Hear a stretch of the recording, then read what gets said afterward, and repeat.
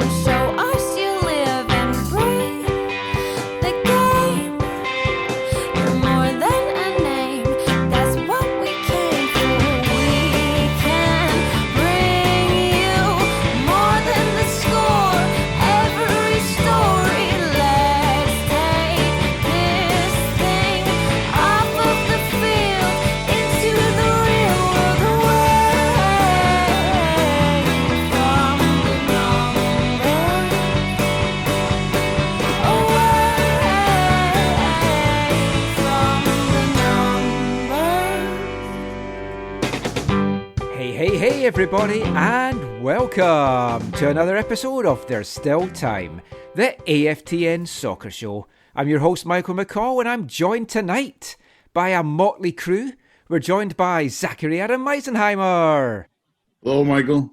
Steve Pander. Adios, Michael. Adios, that means goodbye. Oh, I'm sorry, I forgot to take Spanish in high school. And Stephen Agen, all the way from sunny, misty, foggy, some kind of Seattle. Thanks for having me. Glad to join you from smoggy Seattle here. Yes, and you, of course, out of the four of us, was the only person that was actually at that game tonight. You have my sympathy, except you're not a Whitecaps fan, so I guess congratulations. Well, thank you. Frankly, there's not much more atmosphere there than there is watching it on television. But, great to be at the stadium, a great privilege, and another interesting derby in the book. Are you allowed to cheer at the stadium now that there's no supporters there? We actually had a guy do it today, and everybody kind of looked at him and was like, oh, well, at least we heard something. Well, we're going to be talking about, obviously, the big derby game of the week tonight. And that big derby game comes on Tuesday when East Fife's season kicks off against Cowdenbeath. To celebrate that, I am wearing my No Soap in Cowden t-shirt, and Away from the Numbers original, dating back to the early 90s. We made 10 of those, and I actually sold those outside Cowdenbeath Stadium and lived to tell the tale. We might do some more because I was airing that and my Cowden family one on our East Fife show, and it seemed to go down well with the new East Fife captain, so we might be getting some new ones going out. But we might touch on East Fife later. We're going to talk a lot of Whitecaps. We're going to talk some MLS. We're going to look at the Gold Cup draw and whatever else we can throw in. We don't know how long this one's going to go. This is also going to be our podcast recording for episode 412. Now, we didn't do a show last weekend, partly because I just could not be arsed. Before we get into the Seattle game and all the other stuff, let's quickly recap the two games that we didn't, because what I thought we'll do is TSN Radio kind of do a match in a minute. So I'm going to try and do the LAFC game in the case of a minute, and then we'll try and do the Portland game in a minute, and then just briefly talk about it. So LAFC, the game kicked off. It was over pretty quickly. 5-0 by about the 14th minute, or was it 4-0? I kind of started to lose counts. At some point, it got to the time in LA was 5 past Meredith, and everyone then is starting to look up what was going to be the worst ever Whitecaps defeat. Well, we know it was 6-0 in Kansas City. Then it was going to be, what could be the worst ever MLS defeat? Could the Whitecaps be history makers? Sadly, we didn't even get that, because either we shut up shop or LAFC just couldn't be bothered scoring anymore. One or the other. Finished 6-0. It was a shellacking. And yeah, I was worried going into the Portland game that it was going to be another thrashing, especially when they went 1-0 down after 4 minutes. But they held on, and they did have their chances. And that's a common thread I think we might talk about tonight. Lucas Cavallini creating chances, not putting them away. Other players creating chances, not putting them away. Ended up a 1-0 defeat. 2 disappointing games, a lot of doom and gloom. You felt after that, what's going to lie in store for the season? But going into tonight's game, just 3 points off the playoff places, still in the mix with 9 games to go, got a chance to go home and visit family and friends, revitalised, obviously, going to CenturyLink tonight. We'll come to that very soon. Steve, what did you make of those 2 games? Because we haven't had a chance to talk to you about them. Yeah, well, you gave me the night off from watching the LAFC game because you thought it might worsen my condition. Yes. So you beforehand you told me that. So I didn't watch that one at all, but I did see it kept buzzing on my phone, the scores and everything like that. So I saw that it was not worth even catching later on. But the Portland one, yeah, just tight game. You expected to. I didn't expect them to be in that game at all, but they actually kind of had a good showing there. But overall, not very good. 2 good games there. Yeah, the LAFC was, just a horrific performance all around. Yeah, the Portland one. The Portland one. Let's talk a little bit more about that.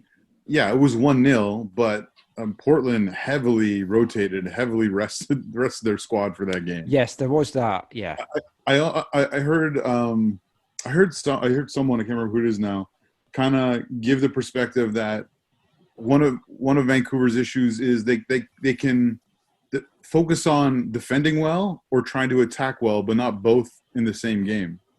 And I think that was the case in that game where, yeah, even though they created a few chances, they did fairly well in defense.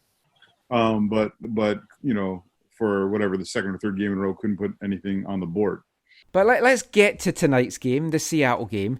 I will point out as well that this episode is going to be marked explicit because the songs I'm going to be playing in the podcast is going to have swearing in it. So feel free to swear about anything that happened tonight because it was fucking terrible, let's be honest. At least the second half was. Now, let's kick things off. 3-1 defeat, which on paper doesn't look too bad, especially when you consider how that second half was going. It could very easily have been 7 or 8 if Seattle had taken some of those chances. It was a case of squandered chances, missed opportunities, and some top saves by Brian Meredith. I will give him lots of credit for that. That could have really got out of hand, Stephen. Meredith had a very nice game. To start with the positives, I thought that Vancouver had a very, very good opening half. I thought that went almost as well as possible. Let's talk about the missed chance later, but aside from that, they really did awfully well, putting 2 blocks of 4 behind the ball, getting all 10 outfield players behind the ball at times, closed down space very well, made it difficult for Jordan Morris to get in behind.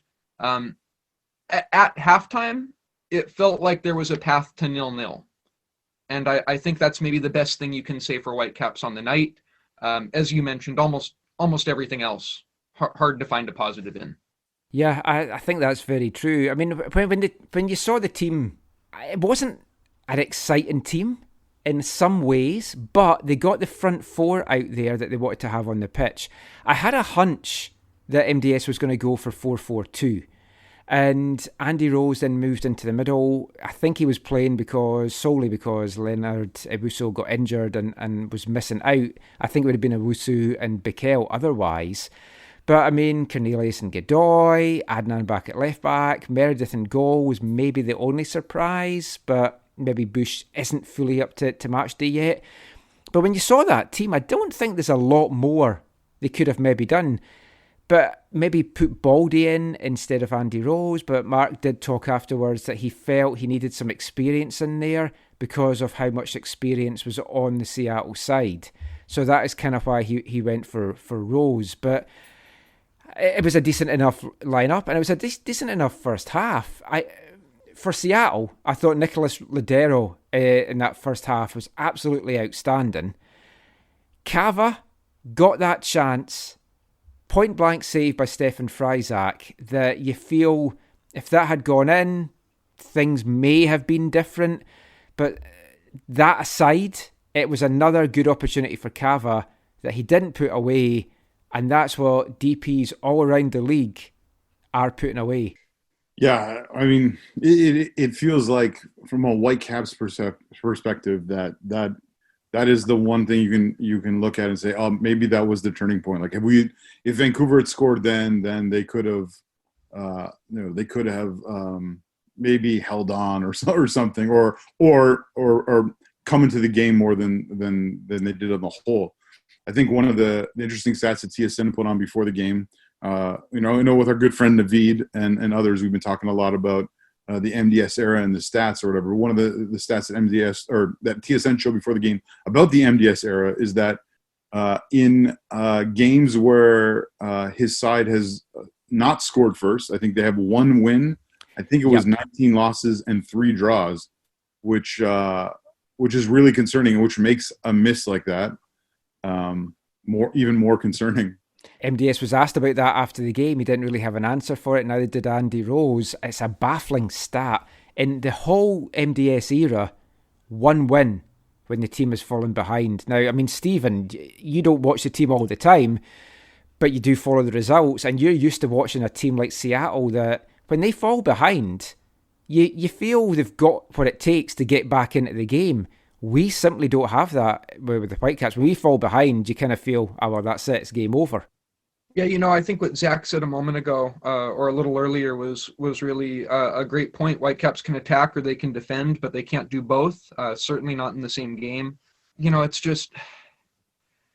It just doesn't seem to happen. It seems like after the first goal goes in, there's just the game's done. And maybe the best positive Whitecaps can take from this is it took Seattle longer to score 3 times in this one than it did in Orlando.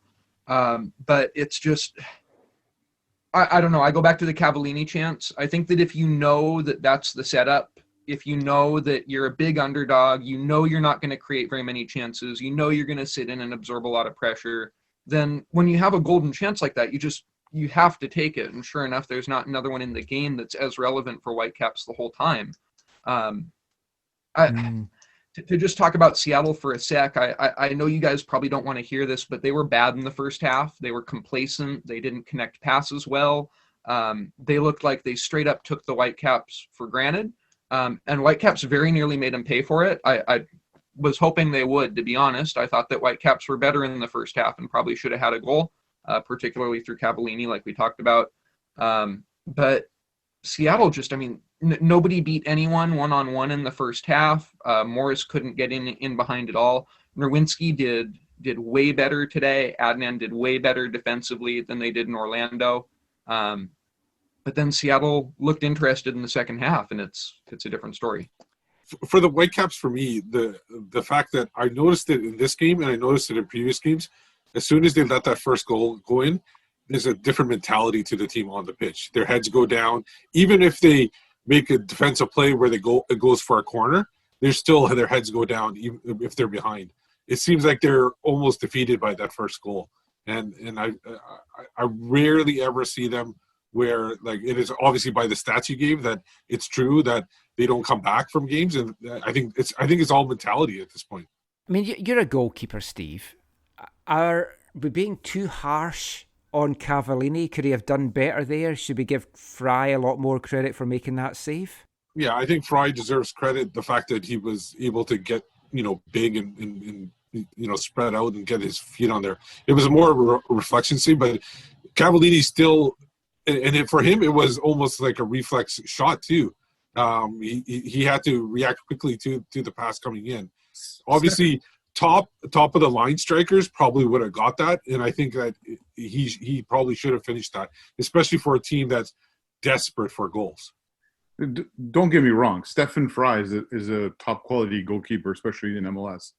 But that was virtually right at him. I think he would even, by his standards, would not consider that a massive save beyond, I guess maybe the situation. But it's about positioning too, Zach. If you're in the right position, you're going to make that save. Look at a couple of things Meredith did. He wasn't in the right position, and that's why the goals went in. Yeah. But the thing is also it says a big thing about the Whitecaps that if they miss that chance, that's the telling point of the story of the game. They can't, if they don't get that goal, and they're not going to get any more chances than that. They're so concerned about missing one. So, yeah, full credit to him on his positioning. But again, because his positioning is in, let's say, the upper echelon of the league, it's right at him. But from Cavallini's perspective, he should not be shooting so directly at where the keeper is. I mean, like I know it was quick and all that, but you're right. I mean, he didn't pull a Diop or anything. So yeah. Now at halftime, I've put this in our match report. It kind of felt like a small victory for the Whitecaps because they'd gone in level against the leaders of the Western Conference.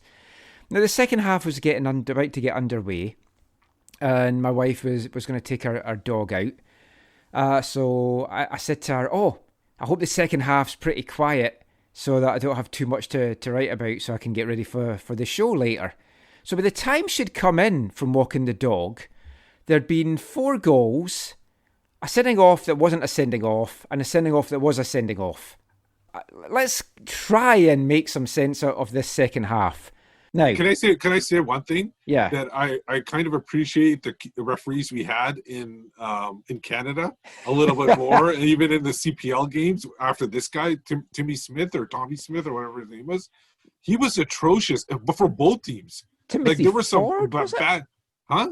Timothy Ford, I think it was. Whatever his name is, Timmy Smith.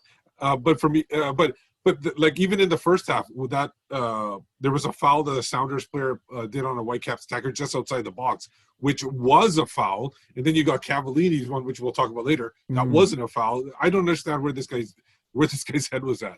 I messaged you guys right at kickoff. Yep. He called a foul right at kickoff and then made Vancouver retake the free kick because he didn't like that they took it too quickly. It was like I told you, it was like this is an interesting referee. Yeah, it feels like he's used to U11s or something like that playing or something like that. Yeah, he was bad. He was poor. I tell you who else was poor. The Whitecaps defending for the first 15 minutes of that second half. So it's 1-0 down after I think it was about 52 seconds after the restart.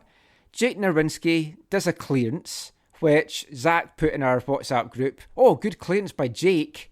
And then seconds later, bang, the ball comes back in. Andy Rose doesn't close down João Paulo. The ball goes through 3 Whitecaps defenders. Now, it was beautifully struck, and it was struck with force. But you have to think one of those 3 defenders is going to throw his body at that ball. And then, I don't know if Meredith was expecting someone to throw himself at the ball, but then he just got down. I think he could maybe have done better with that as well. It was a lovely finish. It was a lovely strike. After that, you thought, that's it, game over. It felt like, you know how you have like a bride and groom go down the pathway and the people put their swords up? It felt like that, the Whitecaps, the way they were positioned, they allowed that ball right to go in between the defenders. It was well struck for sure, and I said that in our conversation that we were having during the game. It was well struck, but again, I think Meredith will feel he should have got a hand to it and parried it around the post. But well, that's where positioning comes in. I felt like he was too close to that post, the left one, whereas he should have been more centered in the pitch. Even after all that time he spent with him, he's no Stephen Fry. Now, before we go any further, we're after 10 o'clock, so it's AFTN After Hours. I'm stunned that Stephen is the guy to have some pussy on the broadcast here. That was a big surprise. You guys obviously missed that. Stephen's cat got in the shot. Oh, I still didn't see that. And my other question for Stephen is, do you have some casks behind you? No, they're Frisbees. It's embarrassing. I play Frisbee golf because I'm a nerd with very little life. That was your chance to say they were casks. What is that other game that they play? Frisbee Is it Frisbee football, or do they have a different name for that too? I can't they play Quidditch with Frisbees. Ultimate, yeah, that's it. That's Ultimate Ultimate Frisbee, yeah. Right. I don't know. I've looked at disc golf, and I've always thought it kind of looks a bit of a fun game. I wouldn't mind trying it. Not just now because I've done something to my shoulder, but once my shoulder's back up and running. So, are you the disc golf champion then, Stephen? Oh, goodness. No, I'm not very good, but it's great exercise. And frankly, it's a lot cheaper than playing actual golf for a college student in Seattle, where we don't have the greatest selection of courses. You have to book quite a ways in advance, and it's pretty expensive. This is free. It's wonderful. So I've really enjoyed it. Been playing for about a year now. But anyways, I'm sorry about the whole cat incident and the mess I've had look, here. I love looking at pussies on a Saturday night, so I'm totally fine by that. I have been watching a lot of Are You Being Served recently, which is a UK sitcom from the 70s that may or may not have been shown over here. And there's lots of innuendo in it. And one of the characters, Mrs. Slocum, her famous thing was she was always going on about, I have to get home and sort out my pussy. Is that the one that's in the shopping store? Yes, it's in a department store. Yeah, I remember seeing that. Yeah. Michael, no one finds it hard that you watched a show that had a lot of euphemism in it. I think that's kind of that, and the Carry On films has shaped the kind of person that I am today. That was one where one of the ladies had really blue hair or something like that. Yeah, that was Mrs. Slocum. That's the woman it. that had the pussy as well. Yeah, she would do jokes like, she'd come in all rain. It'd been raining, and she'd be like, "I'm sorry, I'm late, but my pussy was so wet, I had to just dry it off." Great humour. You don't get that anymore. Different times, Zach. Different times. So it's 1-0. Whitecaps are down, and you think, yep, that's going to be the end of the game. But then things get worse, and it's an own goal this time. And Roldan sends the ball across the 6-yard box. Meredith should have done better with that hand. Just palms it straight off Godoy's leg into the back of the net. And I don't know what you saw in the stadium, Stephen, but on the TV, Godoy just had that resigned look of, oh, here we go again. Too far away to see facial expressions in the stadium, but close enough to see that was game over for Whitecaps. Just going back to it, it seems like every inflection point in the match goes against Vancouver. The Cavallini miss, the goal at the start of the second half. You're still in it after that one, but then you give up another. It's just every time, right? And then even when something good happens, even when you get a penalty, right, then immediately the next thing that happens, you go down to 10 men. And it's just, It's like, when you're a big underdog in a soccer game, you have to take the key events of the match, make sure they go your way, or there's no way for you to win, right? The one thing about that goal, it ended up being at that point that since they moved to the US, Whitecaps players had scored 2 goals for their own team and 3 goals for the opposition.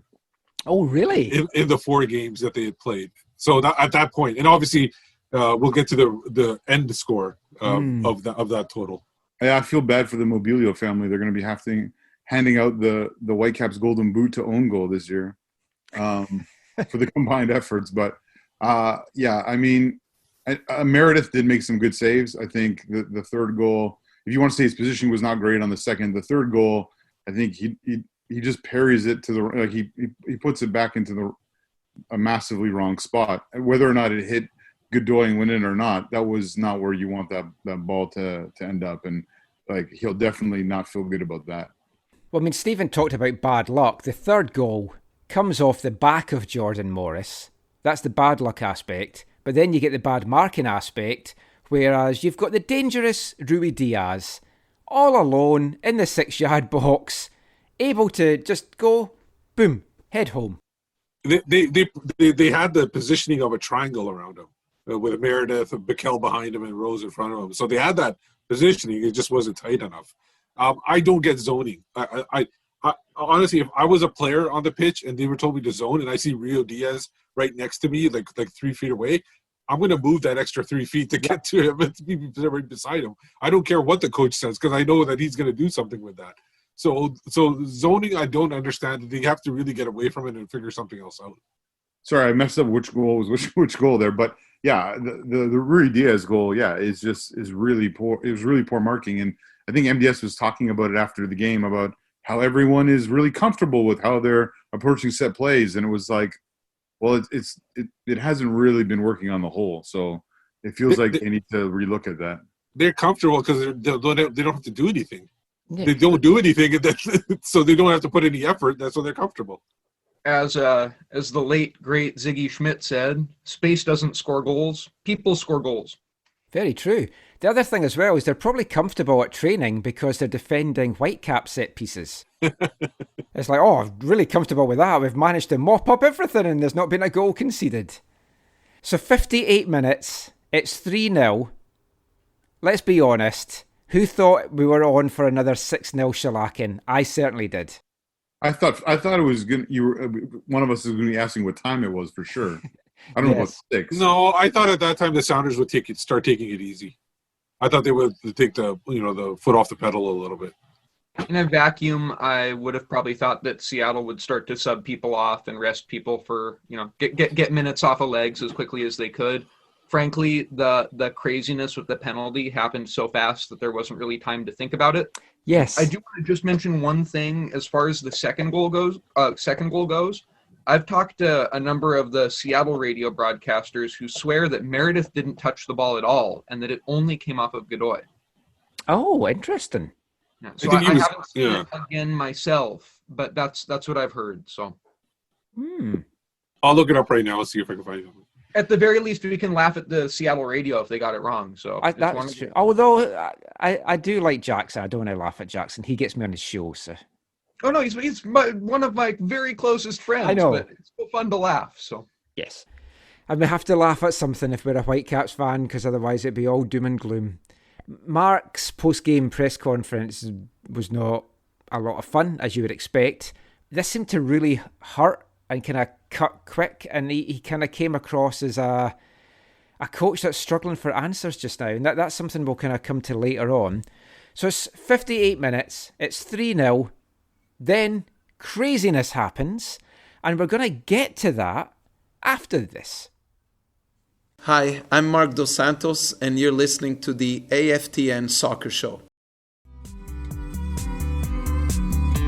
Another blowhead disco, another sniff of romance I'll forget. We promised to ourselves before we came out we'd do something we regret. These people are your friends. This conceded circus never ends. I won't remember anything you said.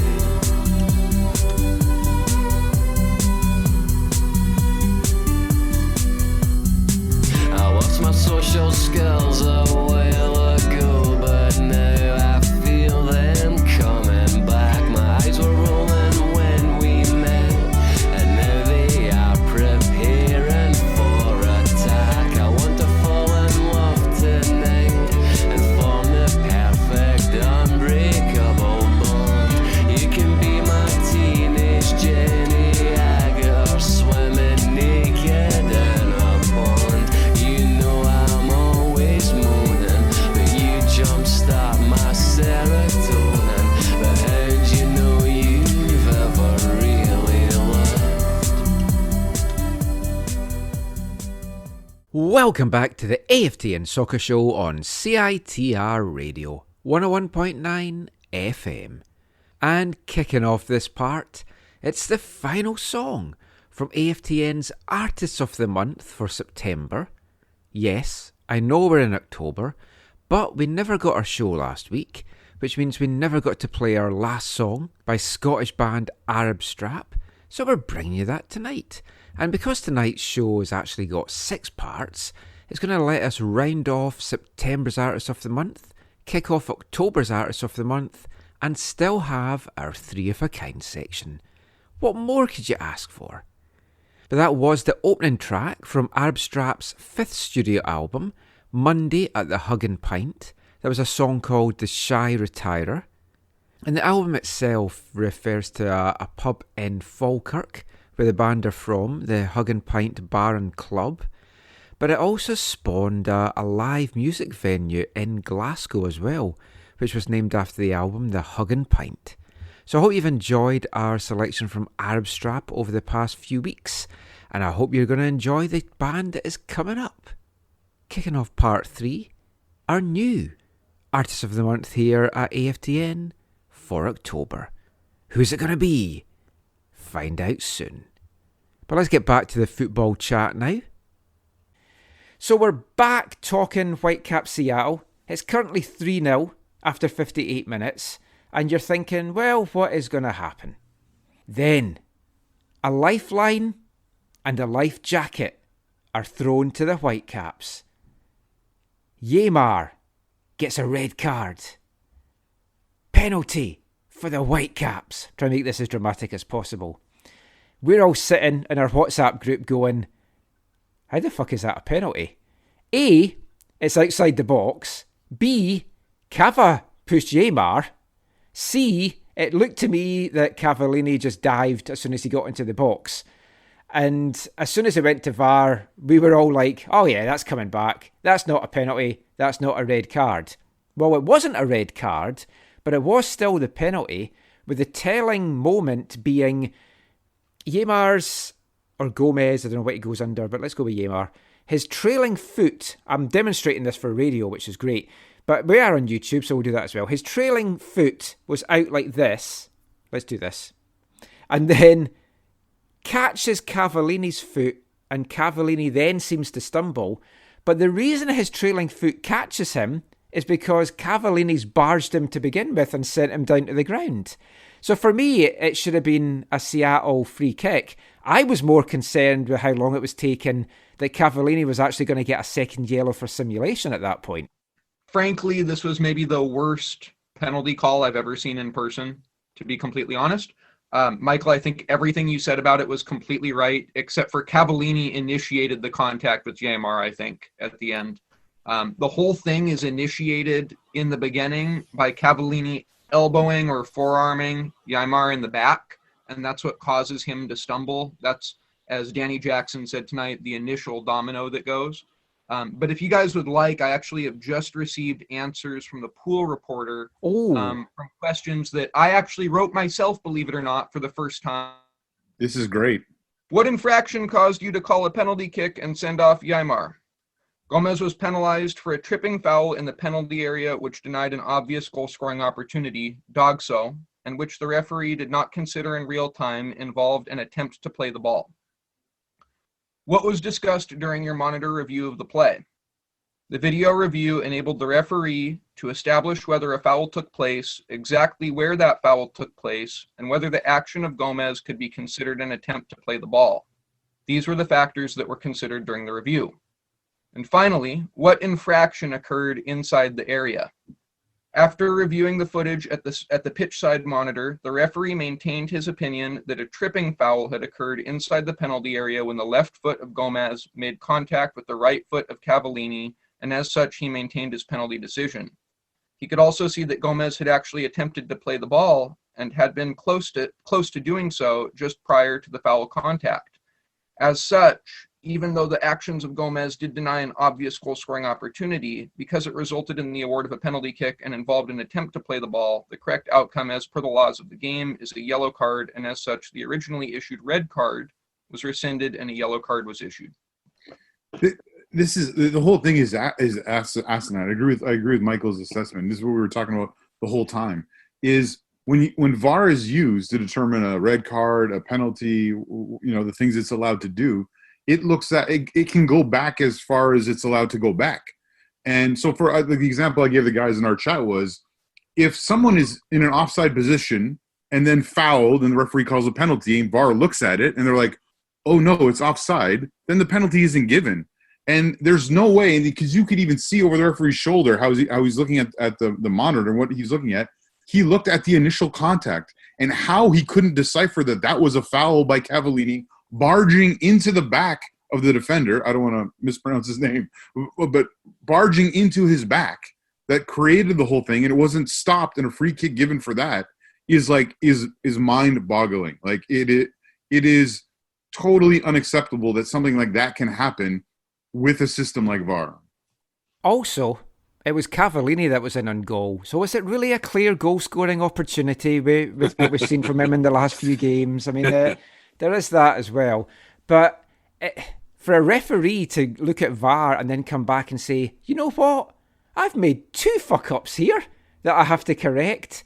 It would take a big referee to go, yeah, I balls that up twice. So I think he kind of went 50-50. Oh yeah, I've only made 1 balls up. I'm not saying he was right, But this is why I don't feel like the referee on the pitch should be making the call when reversing a VAR decision. It should be either the referee in the stadium, in the studio, or whatever you want to call it, or somebody in a central location in New York, where you get the top person, whoever is in charge of all the refereeing in MLS, making that call. And they can do that because there's not that many games going on. You have one person watching each game, and then you have a central person making that final decision. They've done it in other leagues. I feel like the referee on the pitch is going to be, you get you get confronted or like saying that being told you're wrong.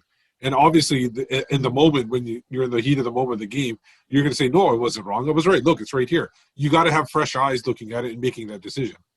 Well, Michael, it shouldn't matter. Like, this is not about how the referee comes out looking. This is I know, I was half right joking. I know. But I agree with you, Steve. And from my understanding, essentially that's how it's done in Germany, Steve.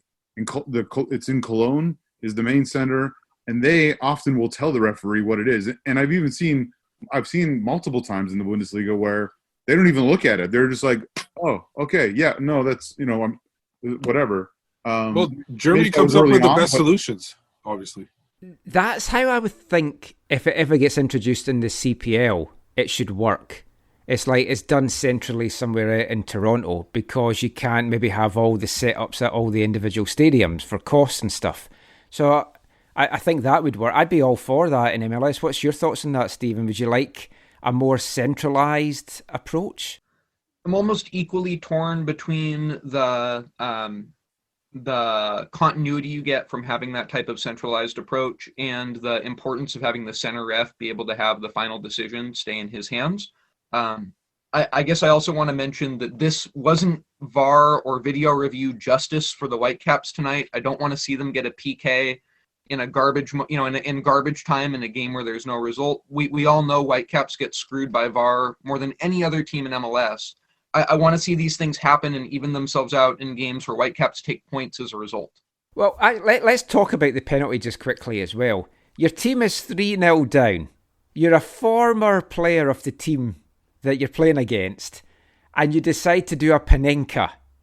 Now, I know Freddie Montero is a confident guy, but even I was like, oh, geez, Freddie, why on earth would you try that? But it worked.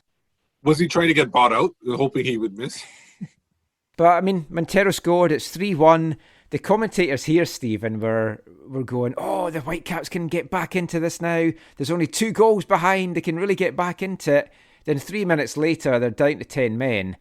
Bikel sent off. And now, I feel Bikel was a bit hard done to in one regard, in that I don't think that was a straight red.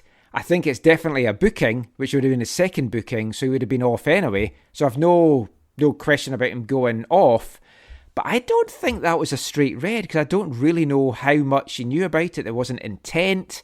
It was just an unfortunate, he went in, it was a bit late. I mean, did you, what was the consensus in the Seattle press box? Was it was a straight red?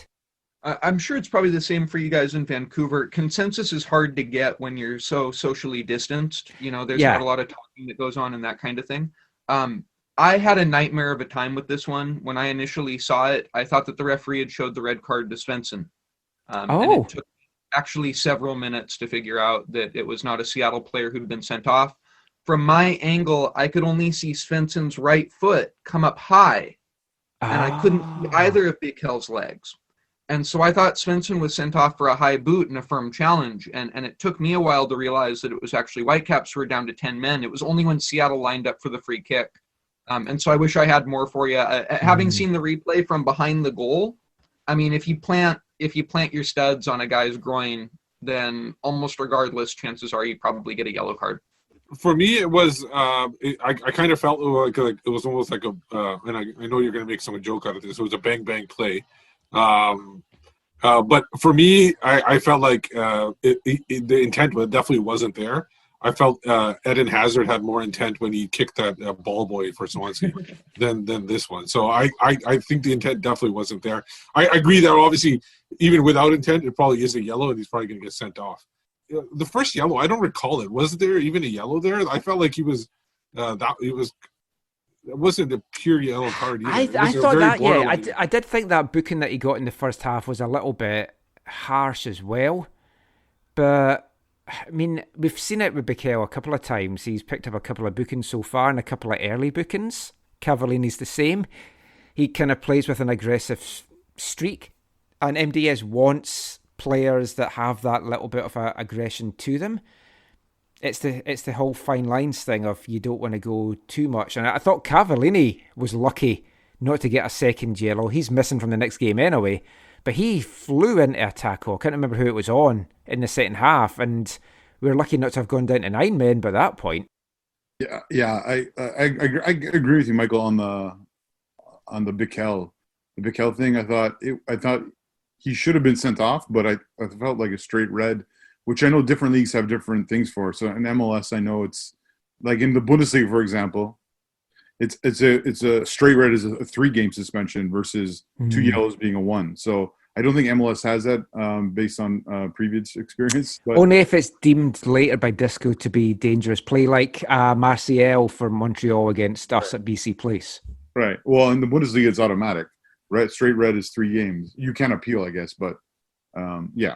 But no, I think it was unfortunate. He should have probably been a little bit more, maybe not cautious, but careful at least. Because again, it looked like he was diving into a tackle really early before Svensson had fully kind of committed to what he was going to do or where he was going to go, and he ended up he couldn't pull out of it, and so it's unfortunate for him and unfortunate for Vancouver. But he should have been sent off for at least the very minimum a second yellow.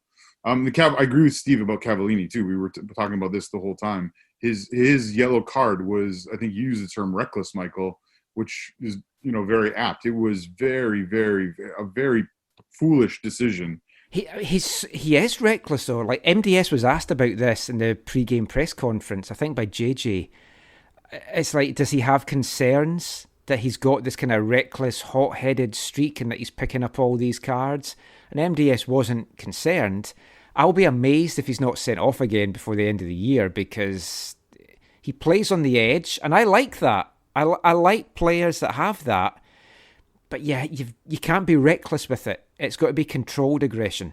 The problem is, though, Michael, in Vancouver, we have the experience of a player like Kendall Waston, who came in with so aggressive and playing on that edge that you speak of and that you like, but he got this reputation in the league so that some of his things that were not that harsh, he was getting booked for, and that led to problems for him, with suspension and all that kind of stuff and red cards as well. So I think Cava runs the risk of gaining a reputation with MLS referees and it causing him even more problems in the long term. But I agree with you. I mean, based on what he's done in the few games since Orlando, right? You would not be surprised to see him, find his way into the referee's notebook, with a sending off in the game, in the final 9 games or whatever it is. Just to wrap the game up very quickly, and because we've got a lot more stuff to talk about, but Seattle had chances galore in the closing 20 minutes, and they squandered so many. I didn't even end up putting them in the report because there literally felt like there was 5, 6, maybe even more that should have got put away. They were certainly going for it. They were trying to increase it. So, I mean, at the end, coming away with a 3-1 loss was pretty good after that second half performance. The fact that they were in it up until half time, and then by full time, it's like you're lucky to get out of there with a 2-goal defeat. It's like baffling. We've got a bit of an update, Steve, on the second goal, I believe. Yeah, it actually just barely grazed Meredith's hands, one of his hands, and then went into Godoy. But I don't think he directed it towards Godoy's leg at all. I just want to ask. I mentioned you guys in our conversation. Steven, last time you joined us from the bunker there, you talked about how teams who play against Seattle tend to not do well when they line up in a 4-4-2. Now I know MDS, Michael had talked about how the plan was to bunker and try and make it hard for Seattle to break them down. I just wonder your observations, Steven. Do you feel like it was going with that formation was a bit of a not a good choice? Based on how teams have fared against Seattle in the past? I think the results in the first half speak for themselves. Regardless of what I think, they were very, very effective at keeping Seattle from creating dangerous opportunities. They kept Seattle from getting in behind. And I think that you have to be happy with the defensive performance in the first half. Outside of maybe a lapse here or there, right at the end of the half, Morris gets that free header on the far post. Like, he should score that. but for the most part, like, Whitecaps were really, really solid, and they were better defensively than I thought they could be. And I thought that was more about what they were doing than about anything that Seattle wasn't doing. If you guys don't mind, before we move on, could I ask you a quick question? Of course. Or two, I hope just one. I was interested in it seemed to me like for both Dejome and Milinkovic, they really only had one moment in the game, and it was the same moment where Dejome gets fouled and they don't call it, and it should have been called. But before he ever gets fouled, he's got to pass the ball to Milinkovic there. Yes, I should have mentioned that in the first half. The Whitecaps broke with 5, right? They got 5 guys up there. It's like, holy crap, where's the nosebleed, right? And he doesn't square it to Milinkovic, who's wide open. And correct me if I'm wrong, but was like Milinkovic even playing the rest of the game? Do you know what?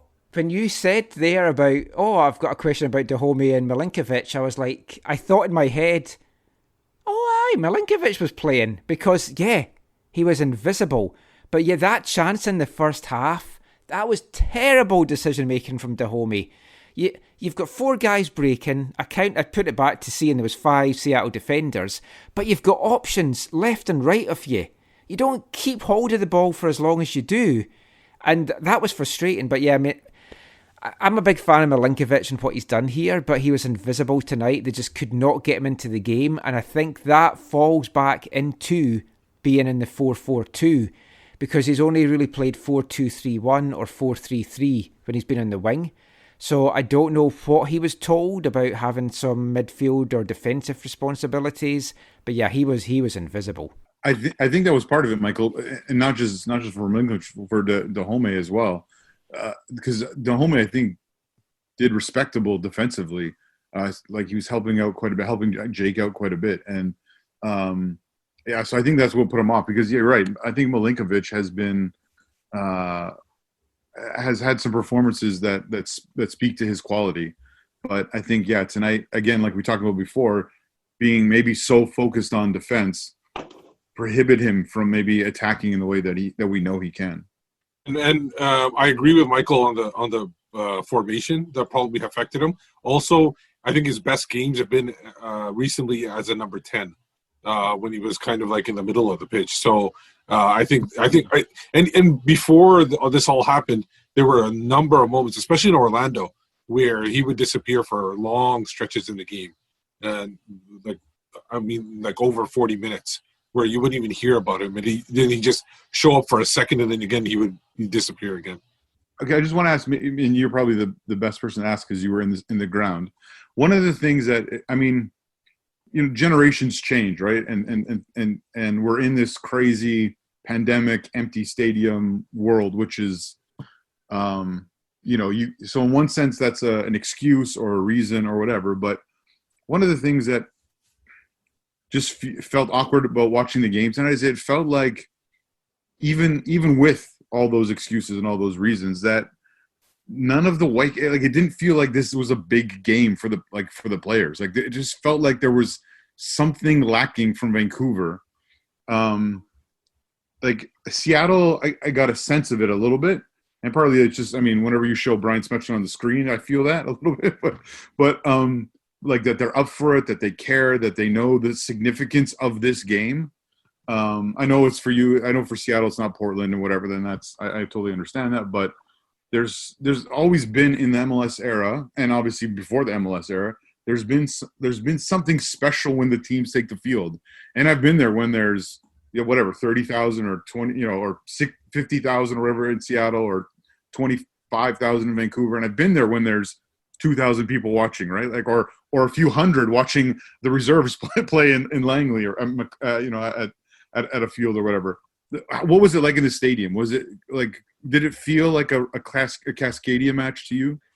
It felt more like one of these closed door games between just 2 MLS sides than it did when Seattle played Portland a couple weeks ago. And it was here. There was an intensity to that. And even behind glass without any noise, you can kind of feel the intensity comes off of it. And I feel bad because I watch Vancouver every week. I root for the Whitecaps virtually every time I watch them play. I don't want to sound like an ass just coming off and saying this, but it's just, I don't think Seattle really look at them as a rival at the moment. And I think it's just because the results sort of speak for themselves. And the thing about rivalry games is that they're supposed to transcend record, right? Like, that's the thing. Portland can beat Seattle. Seattle can beat Portland anytime they play each other. And it just, I think you're right, Zach. It doesn't feel like Seattle-Vancouver has that element to it right now, where that unpredictability comes in, where that passion comes in, where things can happen. And it's been that way for a while, but it wasn't like that when Vancouver came into the league. When Vancouver came into the league, it definitely felt like they could beat Seattle on any day they played them. Yeah, because I think that's eight games now where we haven't beat Seattle. Yeah, since 2017 or something. I remember, Steven, I remember being at Starfire in a preseason game. I think it was before. It wasn't the Cascadia Summit. It might have been actually Vancouver was still in USL. No, they were both. Anyways, and I was there, and there was a couple of like ECS dudes, but the teams didn't care. Like, they were up for it, man. Like, you could the challenges, the way the challengers were going, and the tension, like it was palpable, right? And there was no one there, and you just don't feel that anymore. And I know, again, Vancouver, a lot of the players don't know about that, but there are enough players in that squad who should know about that. I mean, there's enough flounders in the Vancouver roster that they should know. They should know about that. I think Michael was there too. We were at Starfire for residency games.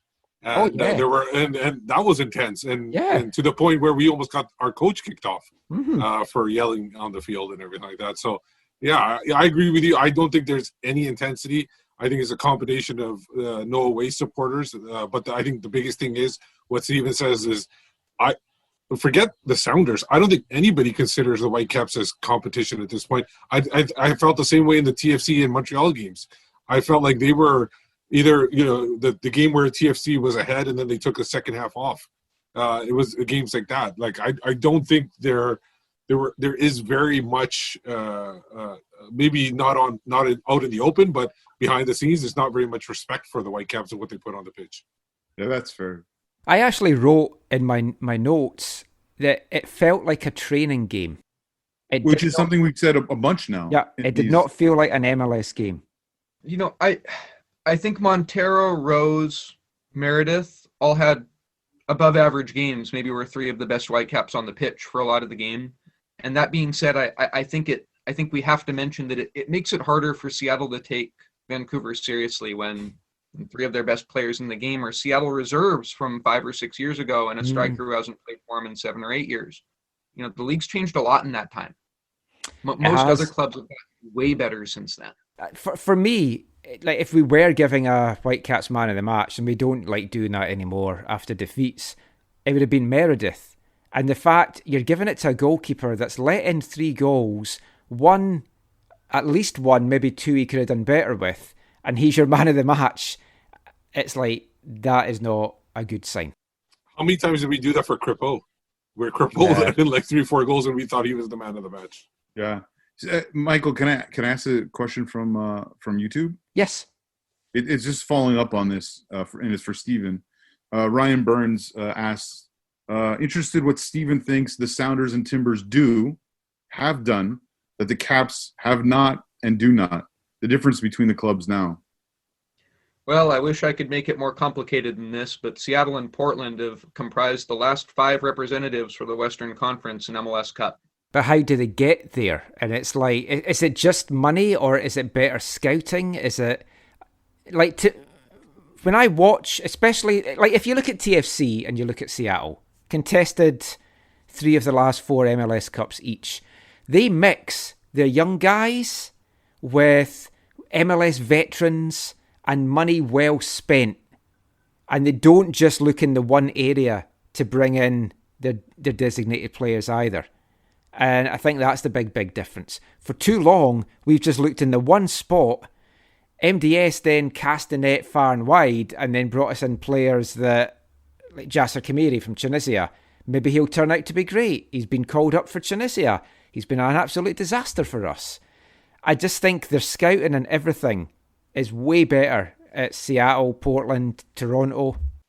I think, for me, and we've discussed it many times before, is they use the tools that are available to them perfectly, or near perfectly, or at least use them forget even using them perfectly. They use the tools that are available to them. So the 3 DPs that they bring in are true DP players that are worth the money that they pay for, and then that elevates the rest of the roster. And whereas younger players come on the pitch and they feel more confident because they have such talent around them. I think all those things are true, and I also think one of the things that I think people in Vancouver have come to more fully realize in the last year or two is in Seattle and Portland, you have this overwhelming sense that ownership and upper management care about how they actually perform on the field. You might not like Merritt Paulson, right? But you know the dude cares. You know what I mean? Or you might not like his approach or his social media persona or whatever, or his interactions, but you know the dude cares. You might not like Gavin Wilkinson, but you know he cares about the Portland Timbers and how they do, how they're perceived, how they go about things, all that kind of stuff. You know that they cares. And same thing in Seattle with Anauer and I forget all the other names of guys in the middle management, but like that they care, right? Whereas in Vancouver, the fact that there's limited exposure to ownership, and it's only usually in crisis, and the executives' public appearances are very, again, usually crisis based, but there's never been a sense that they actually care. It seems like they only care about running a business, not like what the football club actually is. But Zach, for me, that's a broken record. Zach, we do get tweets from our owners that tell us to hang tough. So at least we have that. Yeah, that's our 2% owner, yeah. So, I mean, Stephen, going back to Ryan's question then, like when you watch the Whitecaps, what do you feel is lacking compared to, say, the Sounders? Okay, so I have 2 parts to this. Because I don't think this is the Whitecaps' fault, okay, and I'll get to this, but I think what Whitecaps don't do very well, it seems like year over year, Vancouver never keep their best pieces. There's never any building. The best pieces always go away. They always get sold. That being said, I think we all know and we all recognize that Whitecaps don't enjoy the same ability to attract players and to retain players the way that Seattle and Portland do, just on account of the turf at the stadium, on account of the travel schedule, on account of being in Canada instead of the United States, where most of the clubs are. We know these are challenges that Whitecaps have to overcome that make it more difficult for them to sign players that Seattle and Portland just kind of take for granted. I don't like that. That's the thing. I feel bad about bringing it up because I don't know how to overcome that problem. I don't think it's just geography. I don't think it's just as simple as putting in a grass field or chartering flights. I think those things could help. But maybe it does come back to money. Maybe it does come back to greater investment would be the most immediate solution to the issue. But if you just look at it, Portland started to get decent 2012, 2013. They found pieces that worked, and then they started to build on it, and they started to add players around it. And Seattle has always relentlessly kept their best players. And Vancouver, sometimes it's hard for us to identify who are the guys who we should be hanging on to here, who are the guys to build around. And B, sometimes ownership is more interested in shipping them out and getting the money for them than they are in keeping them. And I think we've all seen that ownership isn't so effective at turning around and spending that money. Sadly true. We'll talk a little bit more about some additions and stuff like that in the next part. I just want to end this part. Something else from the YouTube chat from our good friend Naveed Masinshi, who says, I'm wondering what MDS told the team at half-time. Maybe something like, time to show your true colours? And that was what we saw in the second half. It was a strange... and I keep referring to the team as being like Jekyll and Hyde. We saw it in the match this time, because I still don't really know... I guess it's more what Schmetzer said to Seattle at halftime that lit a fire under them.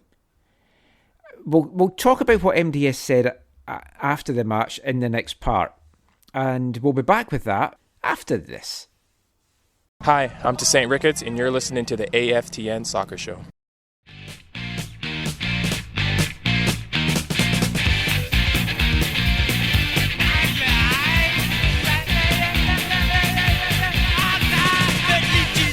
Ready to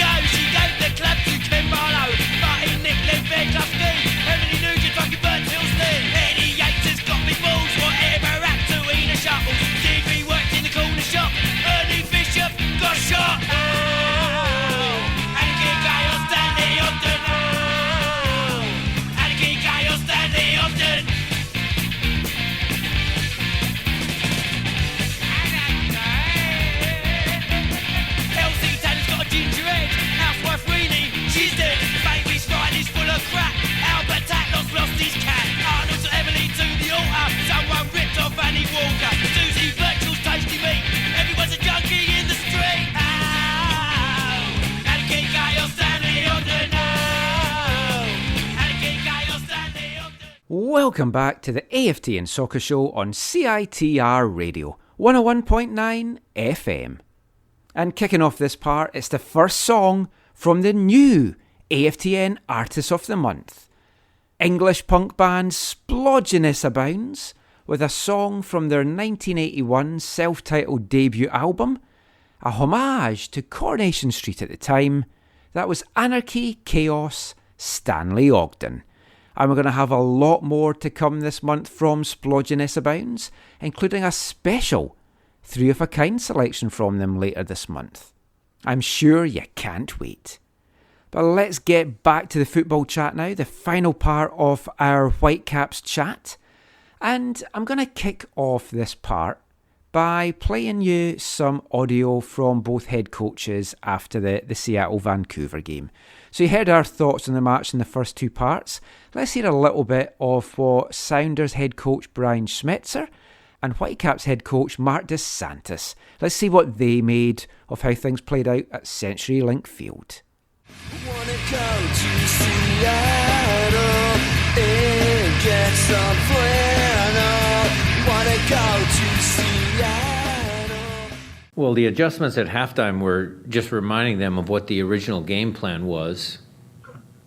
We had talked before the game about not getting frustrated because we knew they were going to sit back. And look, to Marc's credit, he didn't sit back all the way.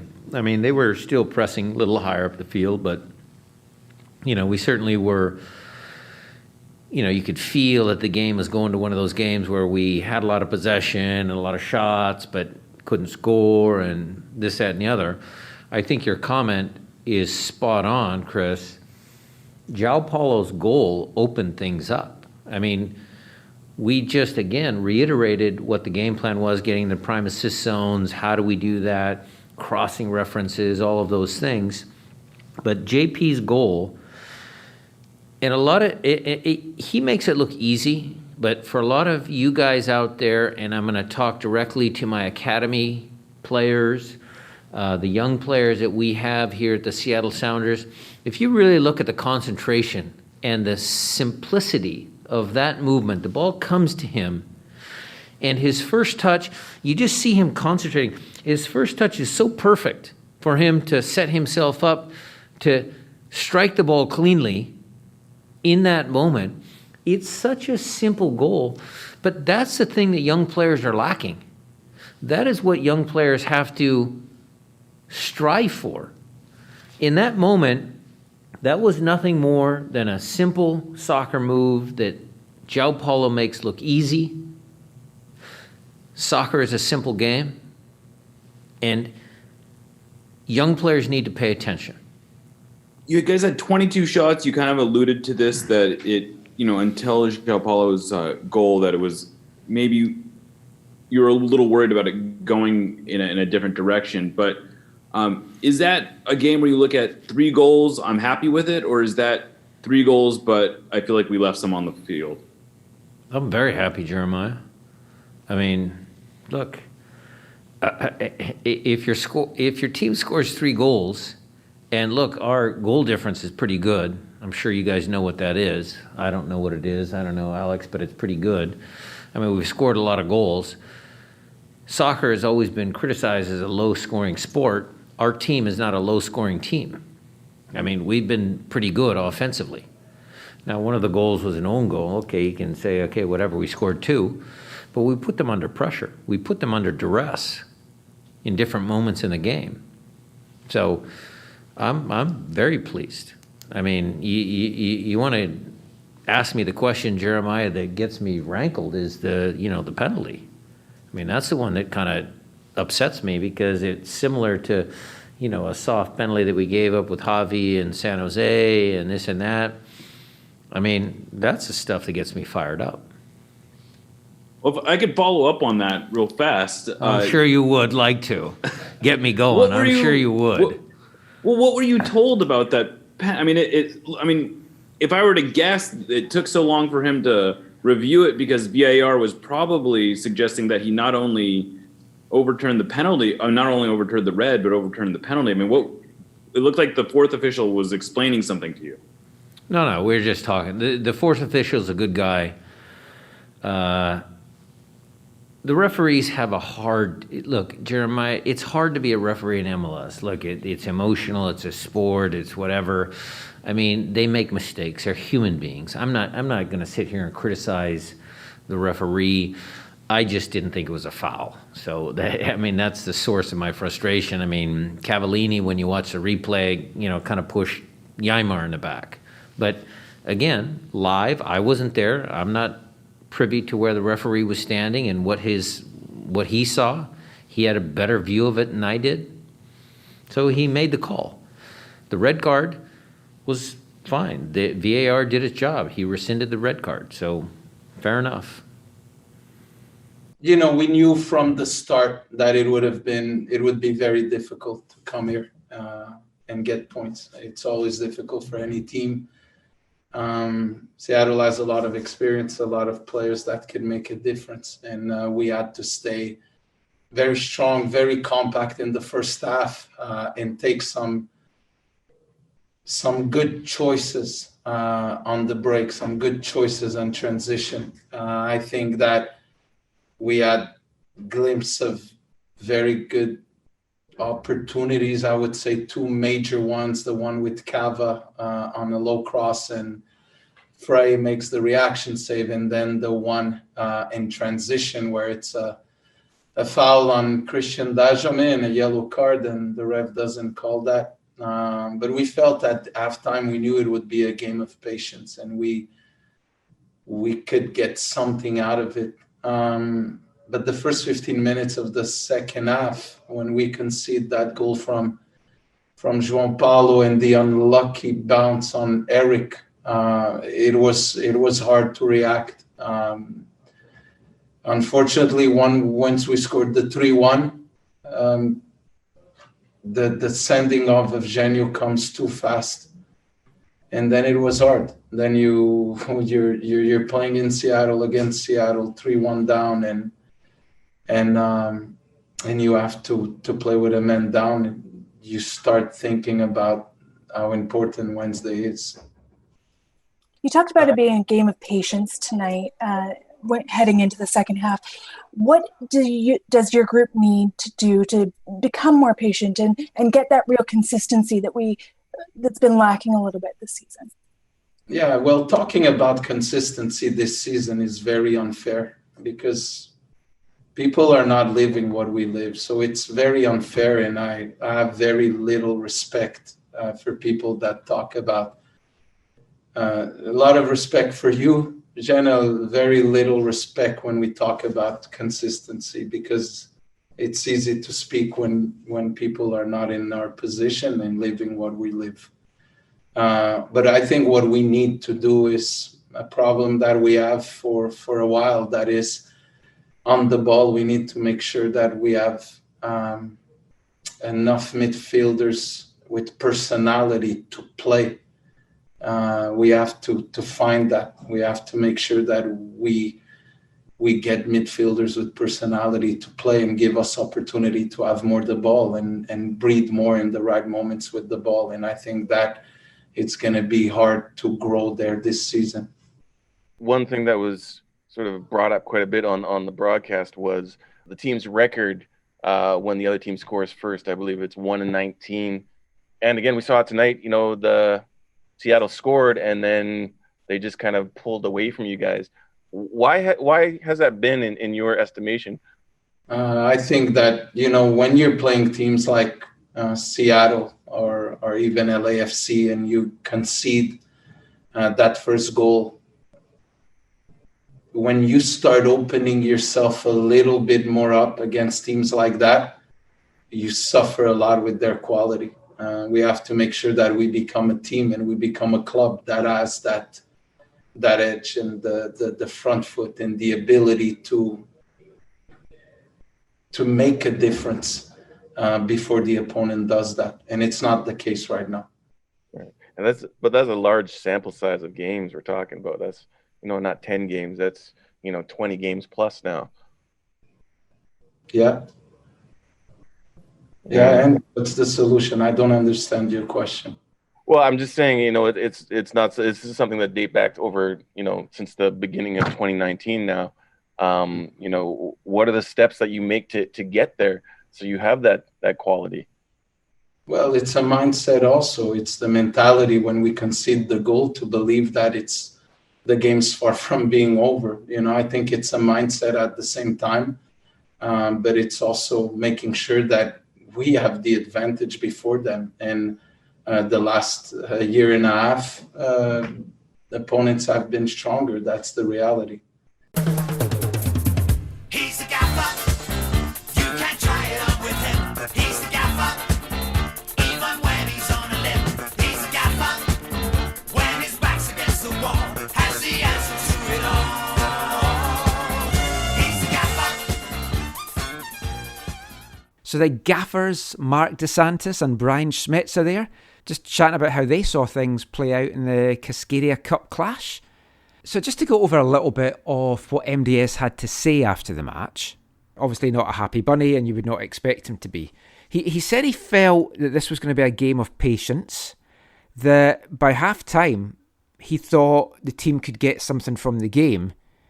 But after that first goal went in, he said the team found it hard to react. And it goes back to the fact that once they go down a goal, they've only won one of those games that they've fallen behind. And that's what he needs to kind of find the better of. He was asked, is he worried about things just now? And I thought this was a very telling one. To him, the word worry means different connotations in football sense. And he didn't explain, but he has explained before. If someone says, are you worried about something? It's like, I'm worried about my family. I've got a sick relative, or we can't pay the bills. To him, that's real worry. This is just football. But he said he's not worried about anything because he has to do the best with what he has right now. Now, we've heard that before. Sadly, a lot of what we've heard the last couple of weeks is things that we've heard before. Like Axel saying, we've been close to getting signings, or we're close to getting some signings over the line, and we're not getting them done. We were told, we can't get signings in because of the quarantine. And then Evan Bush reveals in his press conference, he's got a 3-day quarantine because they sent a charter to New York to fly him, one player, to fly him to Portland. And because of that, if he passes 2 tests, he only has to quarantine for 3 days. So you can get players from within MLS and within the States that only have to go into a 3-day quarantine. That's for later in this part. But I mean, what did you make of what MDS said there? He seems resigned to the fact that this is just going to be a struggle. I asked him on Friday, is it a case of targeting the games that you feel you can get the points from? What do you even class those games as anymore? Because you'd have thought San Jose, they've been humped in a couple of games. They've now beat LAFC and they beat, I think it was LA Galaxy tonight. And now they're climbing the table. And LA Galaxy is the team that's below the Whitecaps. I still don't fancy us going to LA and getting the job done against the Galaxy though either. So I mean, is this season just a foregone conclusion? Is it over? Yeah, I would say it was over. That's where I would classify it as. But yeah, if MDS, I think a lot of coaches do that in anyways, whether they want to admit it or not, that they kind of pinpoint where they, especially when it's a condensed schedule like this, they want to pinpoint where they can get points and where they might have to bunker down and try maybe go for the draw. I don't think anybody's saying, we're going to lose this game. But I think it's either you win it, you're going to go for the win, or you're going to try to get the draw and play for the draw, which sometimes ends up being a losing strategy. I mean, Stephen, watching it from afar and like looking at the table just now, let me just get the standings up because we're second bottom. We are still just 3 points off a playoff place. And considering how badly they've been playing in some of these games and not taking chances in the games that they have been playing decent enough in, it's still doable. Would you put money on the Whitecaps making the playoffs right now? Would I put money on the Whitecaps making the playoffs right now? I'm not sure how to answer that politely. I think I'll just say no.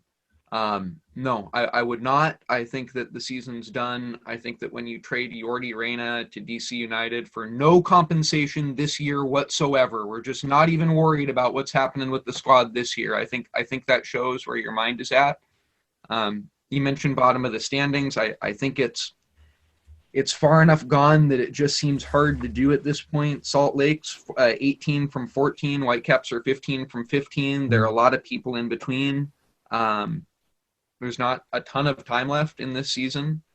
And just while we're on the standings here, Nashville's got 14 from 17, okay?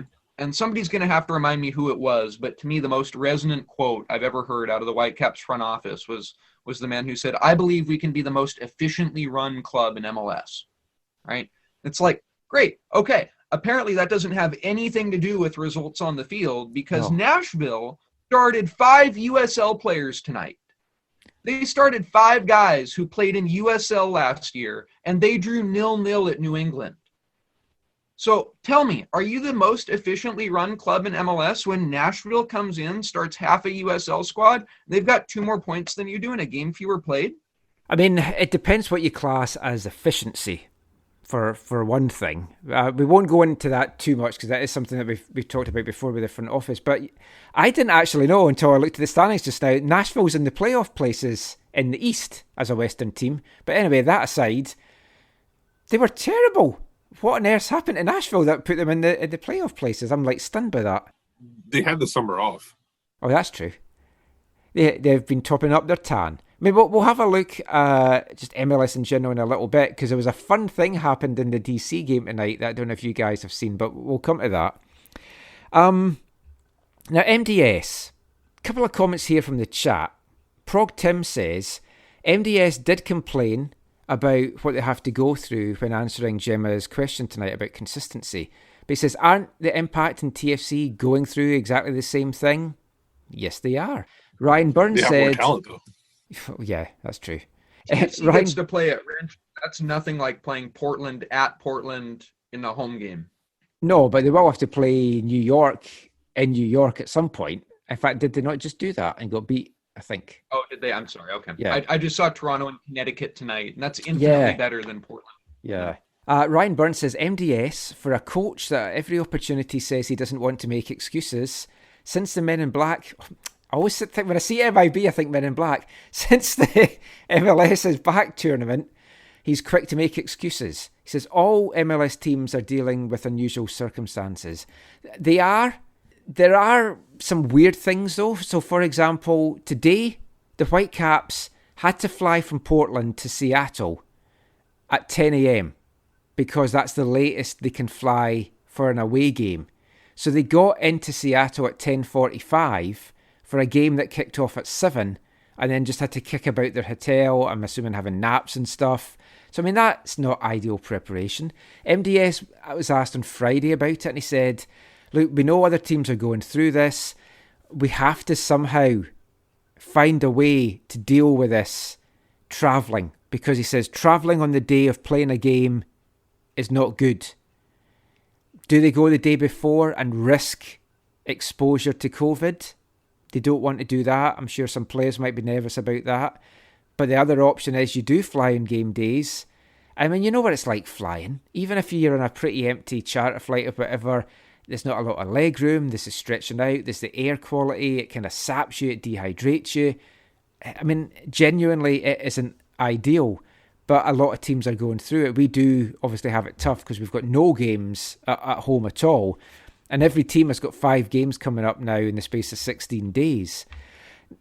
One thing which was raised, Naveed Masinshi again.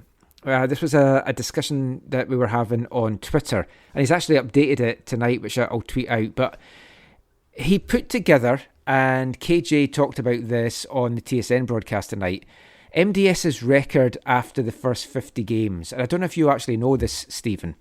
So his first 50 games in charge across all competitions, MDS has won 13, drawn 11, 26 defeats.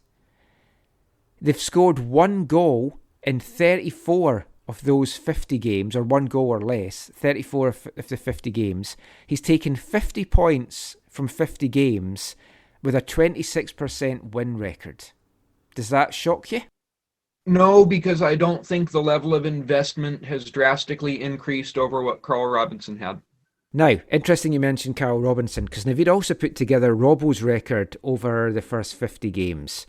And my caveat here is I'd like to see Robbo's record over the last 50, because I think that's kind of a comparison, because obviously MDS took over Robbo's squad to an extent.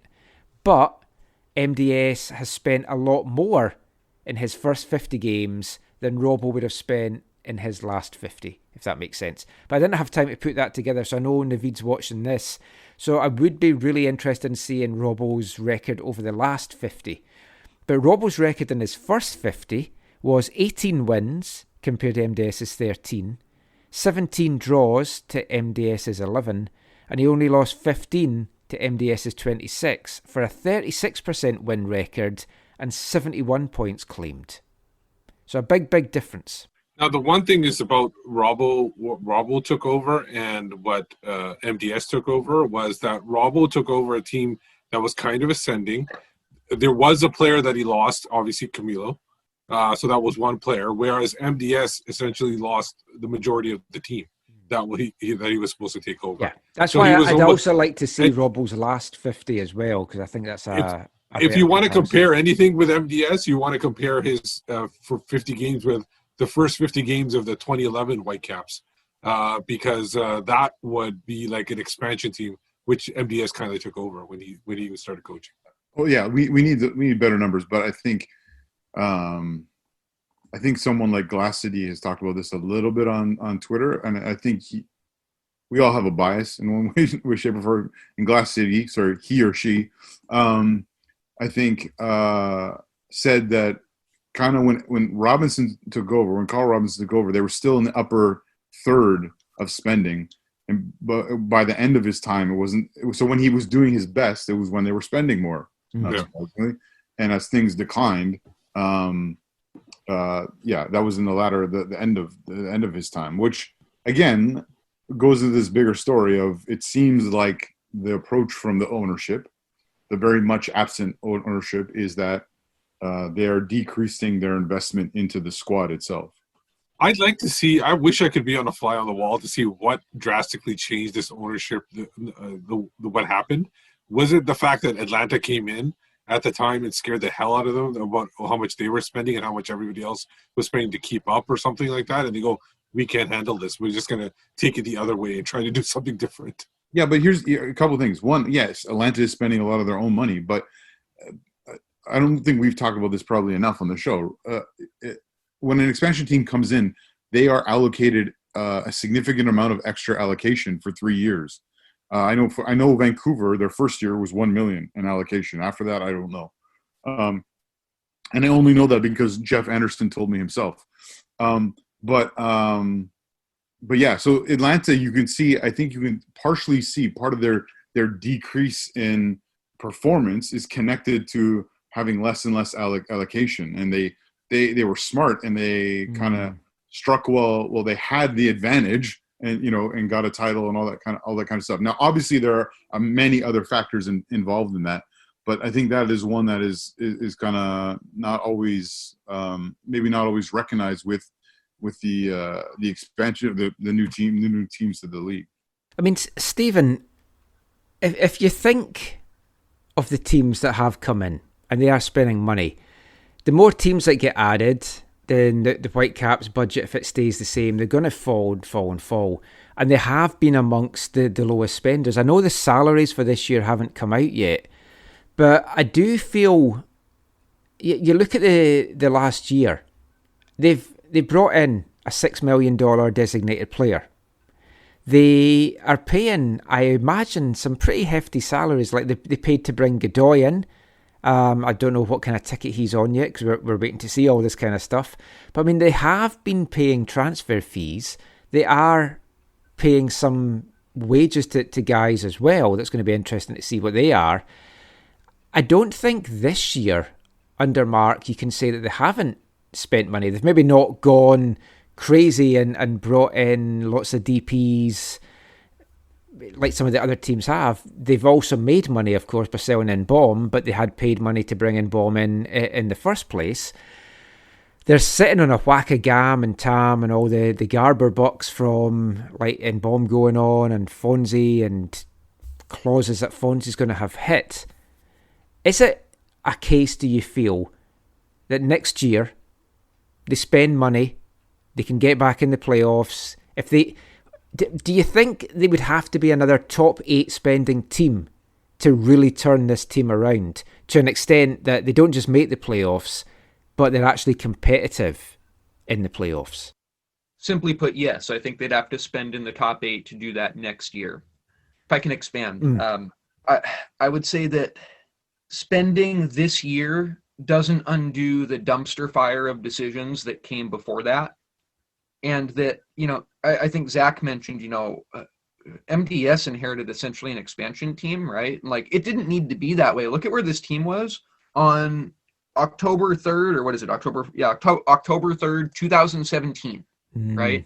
Couple weeks before the end of that regular season. We're still in it with a legitimate chance to win the West, right? The fact that things have gone like this since then, we are truly in the very darkest timeline. And I admit, it occurred to me tonight, is it time for a gimmick? If ownership's not going to do what you're suggesting and spend in the top 8 next year to try and get in the playoffs, maybe it's time to go the San Jose Earthquakes direction. Maybe it's time to go the Stoke City direction and figure out what's our gimmick.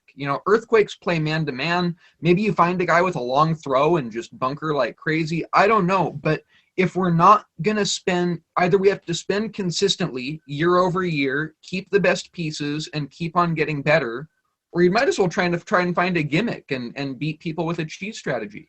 That's an interesting. I've never really thought of it that way, because I think everyone just thinks about having a balanced team. I mean, a nice, unusual gimmick for the Whitecaps would be to get a midfielder. I mean, we've never thought of having a number 10. That would be a nice gimmick. But like, to be serious and not just to be kind of facetious about stuff, Robbo's success and the years that he had, and I know he's much maligned now, but I think folk actually do forget the success that Robbo had with this team.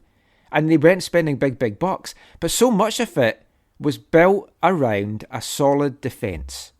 And you look at his last year and MDS's 2 years, that defence has been like all over the place, shipping goals left, right and centre.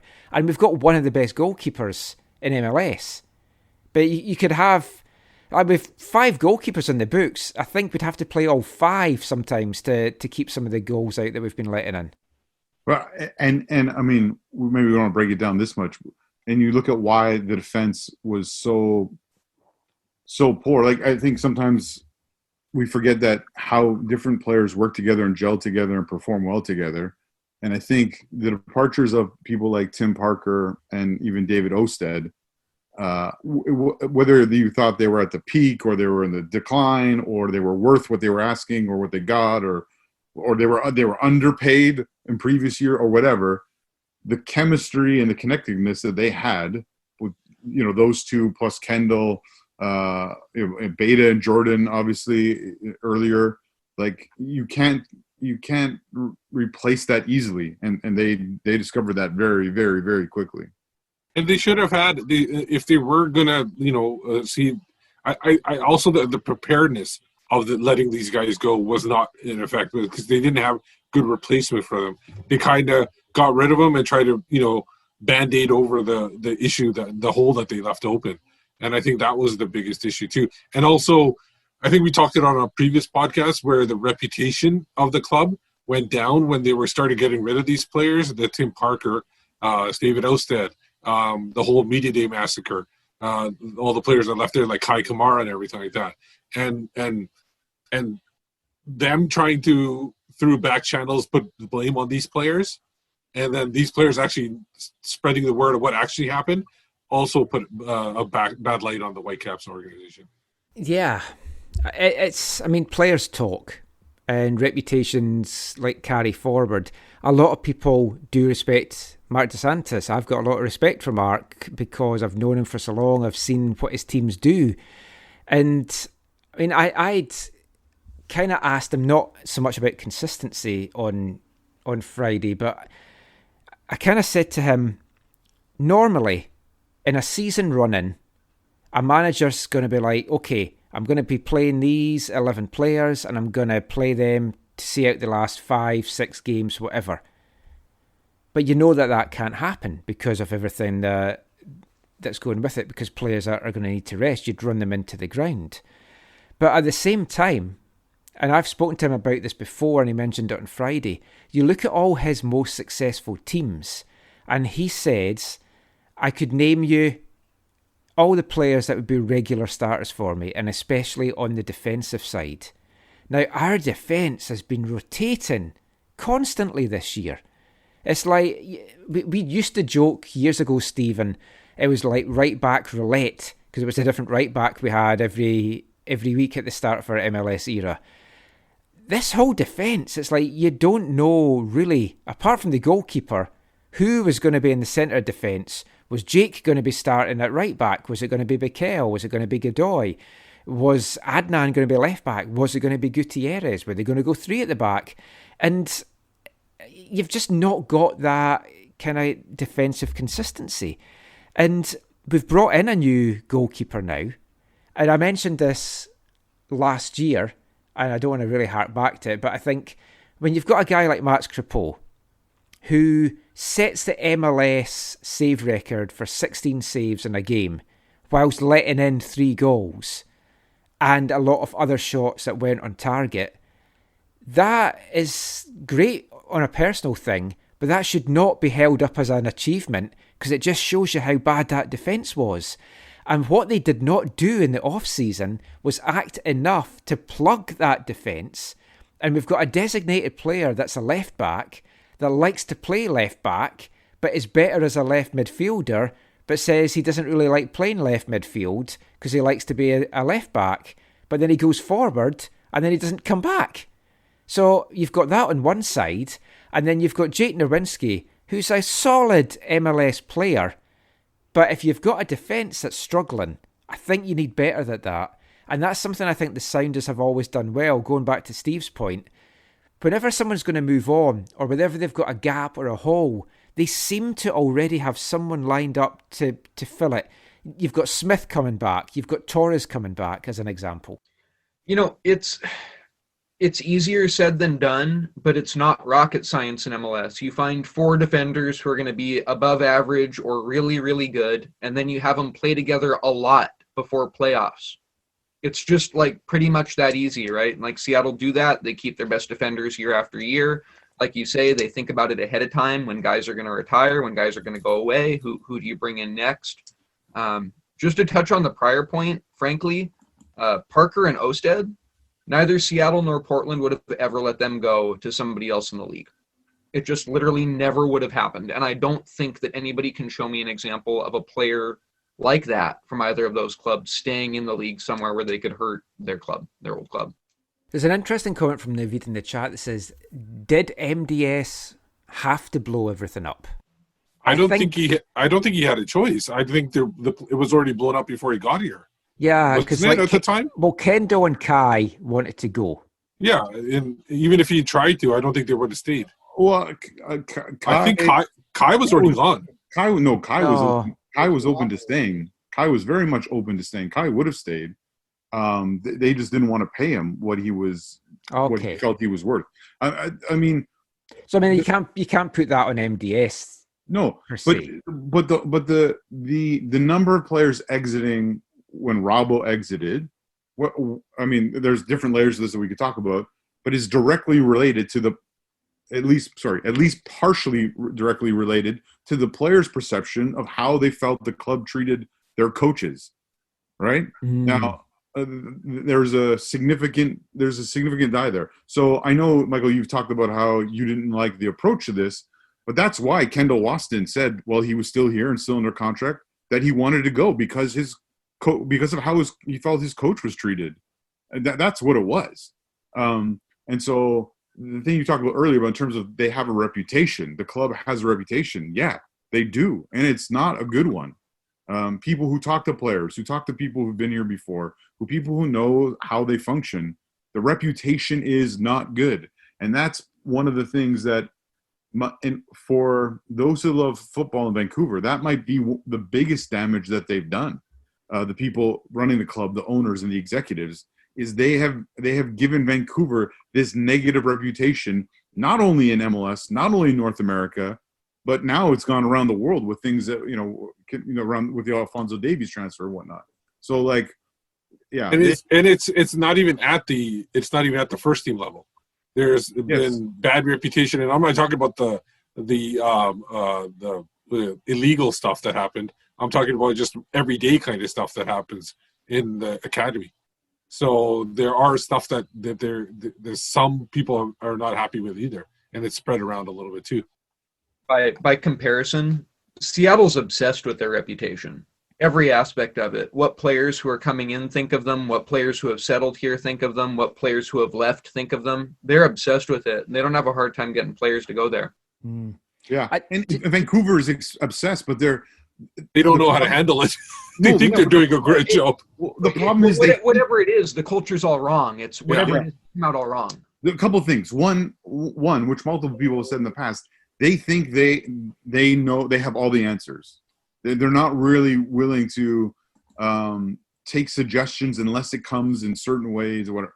But the other problem is they only care about the perception, and they only care that it's bad. So one of the problems that I think people have is they want to know how you deal with things when they don't go well. They want to know how you deal with difficult situations, and they know that in Vancouver, the typical way that those are dealt with is it shouldn't be public. No one should know about, because failure or mistakes or whatever is perceived as only negative.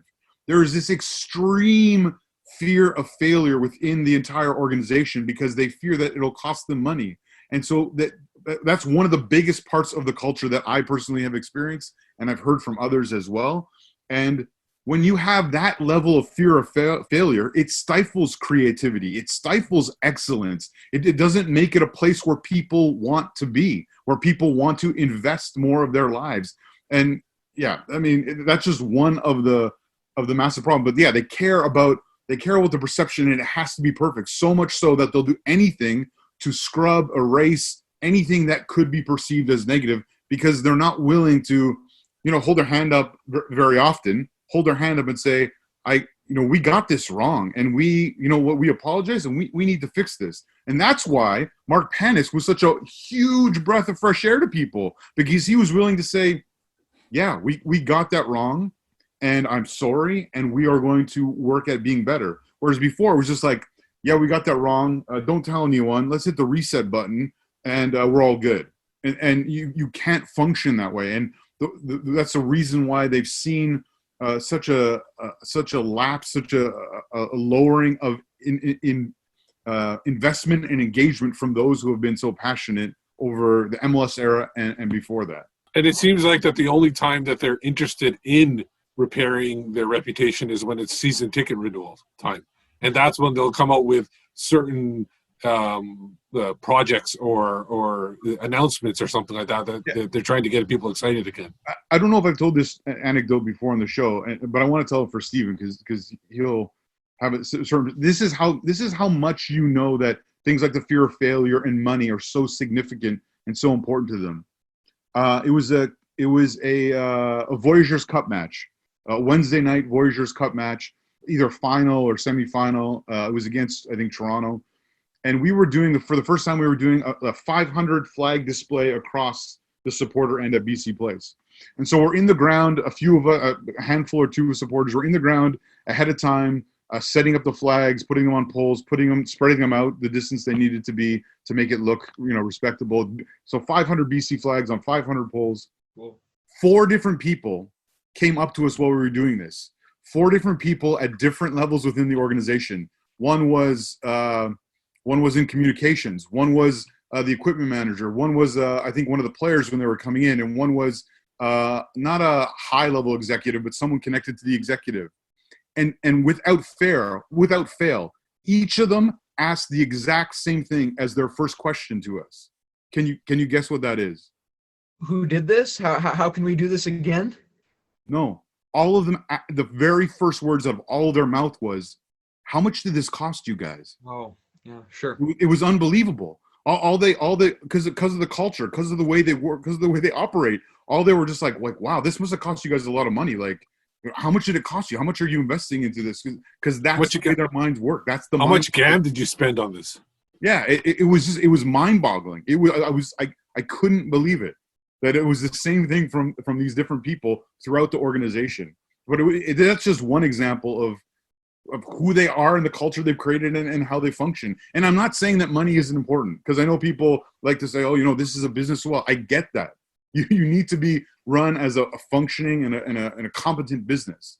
But it also is more than a business. It's a football club. It's a community thing that needs to strive to be more than a business. And that's one of the things, as much as it pains me to say it, that's one of the things that Seattle has done well. That's one of the things that Portland has done well, that Vancouver has failed at, and is why, when Bobby Lenarduzzi or Paul Barber back in the day said, oh, it's just going to be like Seattle here, or even better. They didn't get that it was more than a money thing. Yeah, there are things that are more damaging than losing, things that are more damaging than failure, and that fear, that culture, that's one of them, man. I mean, I don't know how you get away from it, and I feel bad because Whitecaps have factors that affect them that Seattle and Portland don't have, and it's just I don't know how you overcome it, but I know it takes extra. Huge thanks to Naveed. He's got the stats together that I asked for on Carol Robinson's last 50 games compared to Robbo's first 50. And it's not good news for MDS. It's quite damning, actually. So Robbo had 20 wins to MDS's 13 draws to 11, and lost 19 to MDS losing 28. Robbo had a 38% winning percentage in his last 50 games that saw him sacked. MDS has a 25% winning percentage in his first 50 games. His future just now is, I guess, up in the air. That's quite stunning to me. It is, but again, I reiterate that it's a better example to compare him to the 2011 Whitecaps, where you go compare two expansion teams, basically. Yeah, it's just that when you put those stats out there, yeah, they don't look good. Yeah, I agree with you there. They don't look good on the surface. Fired Robbo because they couldn't score goals, right? And it's just like I just feel like there would be a lot more tolerance for losing if you're doing it, scoring 2 or 3 times a game and getting blown, giving up 4 or 5, right? Like at least it would be exciting, and at least Caps would score a lot and it'd outscore people sometimes, but like. Wasn't that the point that Robbo was let go? Was because they weren't exciting? And that's what MDS I'm saying, was right? good. Yeah. Well, they were on a losing streak and were not going to make the playoffs. That was the main reason that they got rid of him, I think. And season ticket renewals were coming up. Yes, and they had to have their gimmick. I was just going to say, keep finishing third bottom, second bottom, last in the West, whatever it is, but do it scoring a bunch of goals, and that'll be more exciting. That'll be progress. I think that pretty much wraps up the Whitecaps talk for the show. 3 parts, hour and a half. That's more than enough for anyone.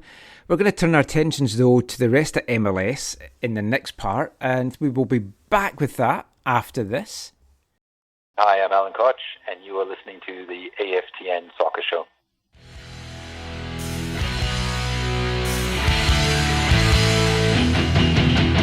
Backstreet boy with no education, you'll never get a job. Scrappy little man with no destination, you'll never get a job. Jailbird cop with your faded tats, you'll never get a job. Overage graduate wish you paid a pension, you'll never get a job. What you gonna be is a mystery. Just don't know.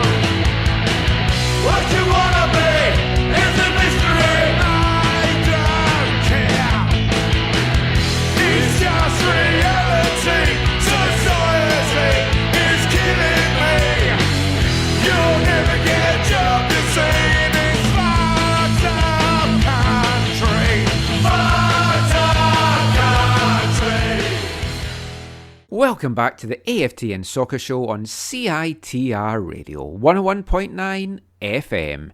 And kicking off this part, it's the first of tonight's Three of a Kind selection. We usually kick this off at the starts of parts 3, 4 and 5, but as this episode is a super extended 6-parter, we're kicking it off at the starts of parts 4, 5 and 6. If you're new to the show, or just want a reminder, Three of a Kind is where we play a song at the start of these 3 parts that is going to be linked in some way. Your job over these next couple of parts is to try and work out what the link is, and if you've managed to work it out by the end of the second song, try and come up with what the third song might be. So we've kicked off tonight's Three of a Kind with a song from 2013, English Punk Veterans, The Last Resort. From there, This Is My England, Skinhead Anthems 3, and that was a song called Never Get a Job. What could this week's link be? So, we've talked about the Whitecaps in the first 3 parts there. There's a game coming up against San Jose on Wednesday that I think if they lose that, that's pretty much the season over, barring a tremendous late run. If you look at the standings in the West, Seattle out on top, Portland, SKC, Minnesota, Dallas, Colorado, LAFC, RSL. That's your top 8 that's in the playoff spots. Now, you've got Colorado on 19 points, so the Whitecaps are just 4 off them, and they're in 6th. LAFC and RSL have got 18 points. Then you've got San Jose on 17, Houston on 16, Vancouver on 15, Galaxy on 15. It is still achievable if they can somehow string results together and get something going. Let's just be honest. We kind of touched on it before. Do you see them making the playoffs? I guess, does anyone think we are going to make the playoffs? Put your hand up. Okay. So, out of that then, if we're looking at who's probably definitely in, Seattle, Portland, I'd say SKC, probably Minnesota. So you've maybe got the top 4 are in. Out of the teams that's not in it just now, which is San Jose, Houston, ourselves and the Galaxy, do any of you feel that any of those 4 teams are going to put it together enough to make it in to the postseason? Frankly, I don't really feel it's about any of those 4. I think it's about Colorado, and if they can stay healthy, and by that I mean coronavirus, I'm pretty concerned that they're not going to be able to play all of their games. And it's not just as simple as rescheduling them. They don't have any space on the schedule. They have to start playoffs when they start them. I think Colorado's heading towards some forfeits. I hope it doesn't come to that, because that, to me, is completely unacceptable. You've made a season, you've made these teams play, you know the risks, you can't get them to forfeit unless they've done something stupid to bring the virus to them. You can't forfeit, but you then have the issue, I know, how do you fit these games in? But you can't, and you also, you can't, it's not just as simple as saying, well, let's take Colorado's points per game average and add a couple on, right? It's, Portland plays Colorado. Shouldn't that be if they're playing playing Colorado at home, aren't they going to beat them most likely? Isn't that 3 points for Portland, right? So, it's complicated, and I fear that forfeit option is what comes into play. And, if Rapids have to forfeit 3 or 4 times before the end of the season, yes, I definitely think they're getting jumped in the playoffs. In the standings, excuse me. That's interesting. If you look at some of the results, it's been so weird. KC have been up and down, but I think San Jose in particular, I'm just getting their results up here just now. They got a couple of shellackings, and I can't 100% off the top of my head remember who they were from, so let me have a quick look at this. So they lost 5-1 to LAFC, then they drew 1-1 with Colorado, then they got a 7-1 thumping to Seattle. How could I have forgotten that? And then they've turned it around with a 0-0 draw, a 1-1 draw. Then they lost 6-1 to Portland. Then they lost 5-0 to Colorado. Then they've won 2-1, and then they've won another one 2-1. That is a stunning set of results. You've seen it with LAFC as well. On the road, they've had some big losses, including to Portland. They lost 3-0 to Seattle. I mean, do you just put it down to just the weird travel situation, Stephen, or is there more to it?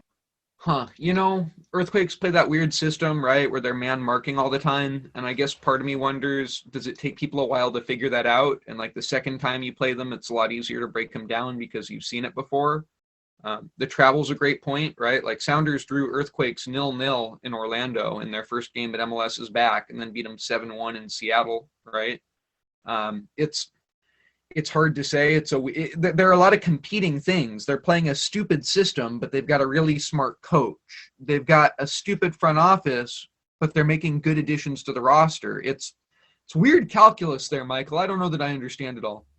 Losing Eriksson in the middle of this season, I think, has played a role. I think he's one of those people who, it's not just his contributions on the pitch, the tangible things that you can see in XG stats or whatever. I think it's the intangible, like, leadership and connectiveness that he brings to the team. Like, I don't know, when I watch him play, like, I get the sense that, like, the way I see him communicating with his teammates, that he's a passionate person who cares and who, like, you want to be on your team, or you want to play with. So I think that's had some role in it. But I mean, yeah, some of those games, like when you watch those highlights and you see them just getting hammered, it's weird to then see them, these last couple games or whatever, win games 2-1. But I think that for those reasons, because it's so weird, they're not so weird, sorry, they're unique. Their approach is so unique. I think that they could still somehow do it. And by do it, I mean be one of the top 8 teams and qualify for the playoffs. Because, I mean, for me, that's the thing with the Whitecaps. It's like, from MDS's point of view, he wants to get into the playoffs, and I think he would see that as a big victory with everything that they've gone through. And in all honesty, it would be, because this is not easy for the players what they're going through. I know other teams are going through it, but the only teams that's really going through it the way that the Whitecaps are Toronto and Montreal, and Montreal's been quite up and down as well, and even Toronto's had the odd late lapse or whatever. But it then comes down to, is there any point in making the playoffs? Because every game that we've seen them play against a top team, they're not even at the races. They're not competing. It's maybe a morale boosting thing, Stephen, but if they get there, I know anything can happen in a one-off cup game. You just don't fancy them to do anything once they get there. After having gone so far backward since 2017, I think that even just making the playoffs would be a big step for this franchise. I think that with the number of clubs who have come in who are spending big, and with the stratification we've seen between top and bottom, it's going to get harder for people to come into the playoffs and do well without having been there before. And that almost necessitates a year of just, dud play once you're in there, just to get your feet under you a little bit. So I'd do almost anything to see the Whitecaps in a playoff game, even if they get beaten 5-0. But it's not going to happen, right? I look forward to when we have a Whitecaps playoff game where they're a huge underdog, because that would be a step ahead of where we are. I mean, Steve, here's a question from the chat that I'll put to you, from Randy D. Not really so much a question as a statement. The owners have zero interest to challenge for a championship. These are the same people who are proud of one single sad playoff victory. They want an adequate product, bland and safe. The amount that we, like that 5-0 win over San Jose, that's like held up as this big pinnacle thing. But it was one playoff game. And then in the matches that really mattered, we did fuck all. Yeah, and I think it's more... I'm not going to say that they don't care about winning a title, because they probably do, but I think they want to do it in spending the least amount of money. That's what I feel like. They efficient. Just want to... Efficient, yeah. I guess they want to be more efficient title going. Yeah, so I think I think that's what they're looking at, and when you to the point, I think where Zach said that they are afraid to make mistakes and they're afraid to take chances. It feels like that they're because at the beginning of their run in MLS, they were spending money on typical, not high profile players like Kenny Miller and Barry Robson was a player that they spent money on. So they were showing that point of view. But something happened there where that they just didn't. They just stopped at that point. At some point, and they just tried to go as cheap as possible. And they tried to. I don't know if the greed of the Alphonso Davies sale turned him into wanting to buy younger players so they could sell them off for profit or whatever like that. I just can't put a finger on what caused them to turn and change their ways, because they were doing it at the beginning of the Robbo period too, where they were doing stuff where they were spending money. And then halfway through, they said, "No, we're not doing that anymore." Well, that's because they were turning their focus on to developing the homegrown, so they could then sell them. I haven't verified this, and this might take us down on a massive tangent, but I think someone was researching and posted in the Whitecaps Facebook fan page or whatever, and said that Vancouver and Seattle in the MLS era have had the same number of designated players, something like 15 players. But obviously, when you look at the vast gulf in quality in them, that's where the proof is in the pudding, right?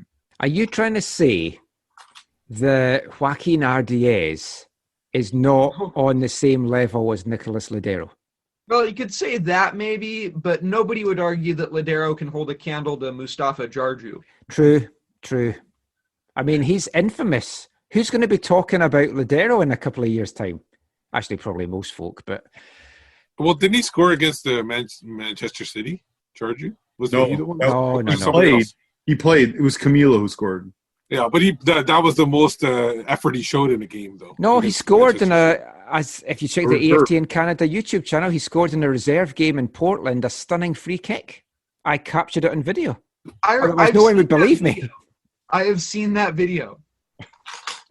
It's one of our most watched videos because everyone's like, no, he doesn't score goals. Michael, you need to tweet that out tomorrow. And I think Jarju was the one that was rumored to be like, as soon as he got off the plane, that he goes like, I don't want to be here. I want to go back. That's not rumor. That's true. That's straight out of his peer's mouth. Yeah. You know who told me that? Ridge told me that. Because he just hung around with him the whole time, didn't he? Yeah. So, at the end of that season, they're having a team ending meal together or whatever, and Mustafa didn't want to go. He just hung out with Ridge over at the house, the apartment building. Anyway, now we don't know when we're going to get Stephen back on the show again, and we don't want to keep everyone for too much longer. So I like to put Stephen on the spot when I've got him on the show. I like to do this with Jonathan as well. Let's look at the Western Conference just now. Who's your tip to finish the regular season on top, and who do you think will be the Western representatives in the MLS Cup as things are currently shaping up? I think it is hard to make a case for anyone else besides the Seattle Sounders. I thought you would say that, and I don't really disagree with you. I think Portland could beat them. I think Portland has a great squad that might be built specifically to counter what Seattle does. But I don't know if anybody else in the conference has displayed the level that Sounders have. It will be interesting to see what happens to Seattle when they play a side who is better defensively, like SKC or Minnesota, maybe. I was going to mention that because part of this weirdness is the schedules are skewed because not every team is playing each other. So you've already had the Whitecaps playing 6 games against Eastern Conference teams, for example, not taking points off their rivals. The flip side of that is they haven't lost points to their rivals at the same time. But then you've got the fact that the Whitecaps, I mean, they've only actually got 8 games left to play. I thought it was 9. So who they're playing in their remaining games are San Jose, RSL, LAFC, LA Galaxy, San Jose again, Seattle again, Portland, and the Galaxy again. So they're not playing Houston. They're not playing Colorado. They're not playing teams that they would maybe want to be playing to try and take some points off them, like Dallas. So they've lost out on that. KC as well are in a mishmash where they're even playing Eastern Conference teams. They do have Pulido back because he's been back and he was scoring tonight. So I think the only thing for me that might stop Seattle just now is Johnny Russell and Sporting Kansas City. I think the best thing Seattle has going for them is they get KC at home, most likely, if things go the way that they have been. I think if Sounders get to host playoff games, that's going to be tough to knock them out. I don't really know what to tell you except for this is comfortably the best side Seattle's ever had, and they've won 2 MLS Cups before. It doesn't mean they'll do it again, but they're head and shoulders above that's what I can say for certain. They're head and shoulders above anything they've ever had before. And are you going to play Toronto in the final again, Stephen? I think that would be hilarious. I'd much rather have it happen here. I don't really want to figure out if I'm flying to Connecticut or Toronto or New Jersey on like 10 days notice. But would you do that? Would you go? You know, I've made the other ones. If it's in the U.S., it'll be hard for me not to. I found out I just started class a couple days ago for fall quarter, and it turns out my calculus final is on the same day as MLS Cup. And you can call this cocky, but I've already put in that I'll be busy. That's confident. I haven't booked any time off for the Whitecaps. Will they actually play the final in the home stadium, or will they play it in a neutral site too? Because I'll use baseball as an example. Baseball has decided to play their playoffs in a neutral site and kind of bubble it again. We were talking about this. Is Toronto going to play in Connecticut? Are they going to play in New Jersey? Are they going to move them to D.C. or Atlanta or Orlando? I mean, who knows, right? Yeah. You guys are missing the most important thing. Stephen, when you have an exam, how do you get out of it? So you email the professor like the very first day of class, and you're like, man, I got to work the day of the final. And you see what happens. And you can call me crazy. I'm going to take the class next quarter if they won't let me move it. But it's not that I think Seattle's going to be in there necessarily. It's that I think there's a pretty good shot it's Seattle or Portland, and that'll make that day very busy for me. Yeah. The last thing I want to talk about with MLS, have you guys heard what happened tonight in the DC United match against Atlanta? No, I haven't heard anything. Does it involve Jordi Reyna? No, surprisingly. But we were talking about bad refereeing. How is this for bad refereeing? DC United made 2 halftime substitutions. I heard about this. Sorry. I do know about this. One of them was a guy called Russell Canoose, who wasn't on the list of substitutes and played for 4 minutes before someone realised he wasn't an eligible sub. They then spent 10 minutes checking their phones and the rules to see what they could do about it before pulling him back off and letting another sub come on. MLS! They lost 4-0. So at least you know Atlanta won't be requesting a forfeit 3-0. I was going to say, for the integrity of the league, they've got to go with the forfeit, right? Yeah. It's like the only time you'll ever see the recipient protest. Wow. I don't know. I think Phoenix should be protesting at being given a 3-0 win after what happened in their game against San Diego. They're losing 3-1. Most folk will know this, but if anyone doesn't, there's a homophobic slur thrown. San Diego walked off the pitch, and they lost the game because they walked off the pitch 3-0, and the Phoenix head coach didn't see what all the fuss was about and just wanted things to go on. I'm paraphrasing ever so slightly. Their head coach had said something like, "It's soccer, man. These things happen." Unbelievable in this day and age. I watched the YouTube video that you posted, or the video that you posted on Twitter. With the subtitles, yeah. It's I mean, like, that was unbelievable. Like, talking about referees having a nightmare as well. Because he sends a guy off that's been abused because he's misunderstood what's going on. It's like, yeah, it was crazy. USL really needs to step in and do something. That's what I wanted to touch on. I thought that was really troubling. The initial officiating, where like you're supposed to prepare for your referee assignments, right? And like, frankly, you should know if you're going to be refereeing a game that has the only out player in American sports participating in it, okay? And to then, the way I understand it, Martin goes, "Did you call me and then uses, I believe, the slur that was used against him. For the referee to not realize and to not process in the moment that the only out player in North American sports is not going to use homophobic slurs against his opponent. To me, that was so troubling in and of itself. And I really think that initial decision needs more analysis there. And I'm really troubled by that. Yeah, and it comes a week after, or I think it was a week after, maybe 2 weeks after, LA Galaxy 2, sorry. One of their players had racially abused one of the San Diego players. So if there was any team that was not going to do a slur of any kind, it was going to be San Diego. But, I mean, Landon Donovan, we've given him a lot of stick in this show. He's not Mr. Popular in North American soccer. Nothing but respect for what he did in that circumstances. He was just so confused. And he gave the Phoenix head coach a chance to sub off the player. And he said, if you don't sub him off, we're gonna take some action. And he's like, no, I'm not taking him off. And now the player and the coach has been suspended. Then the opposing coach tried to, even a couple of days later, tried to backtrack what he was saying. But it was clear what he was saying, especially like you said, that ESPN, the fact that they subtitled it and got the audio up and everything like that. It was clear what he was talking about. So, yeah, good on them to take a stand and basically walk off the pitch.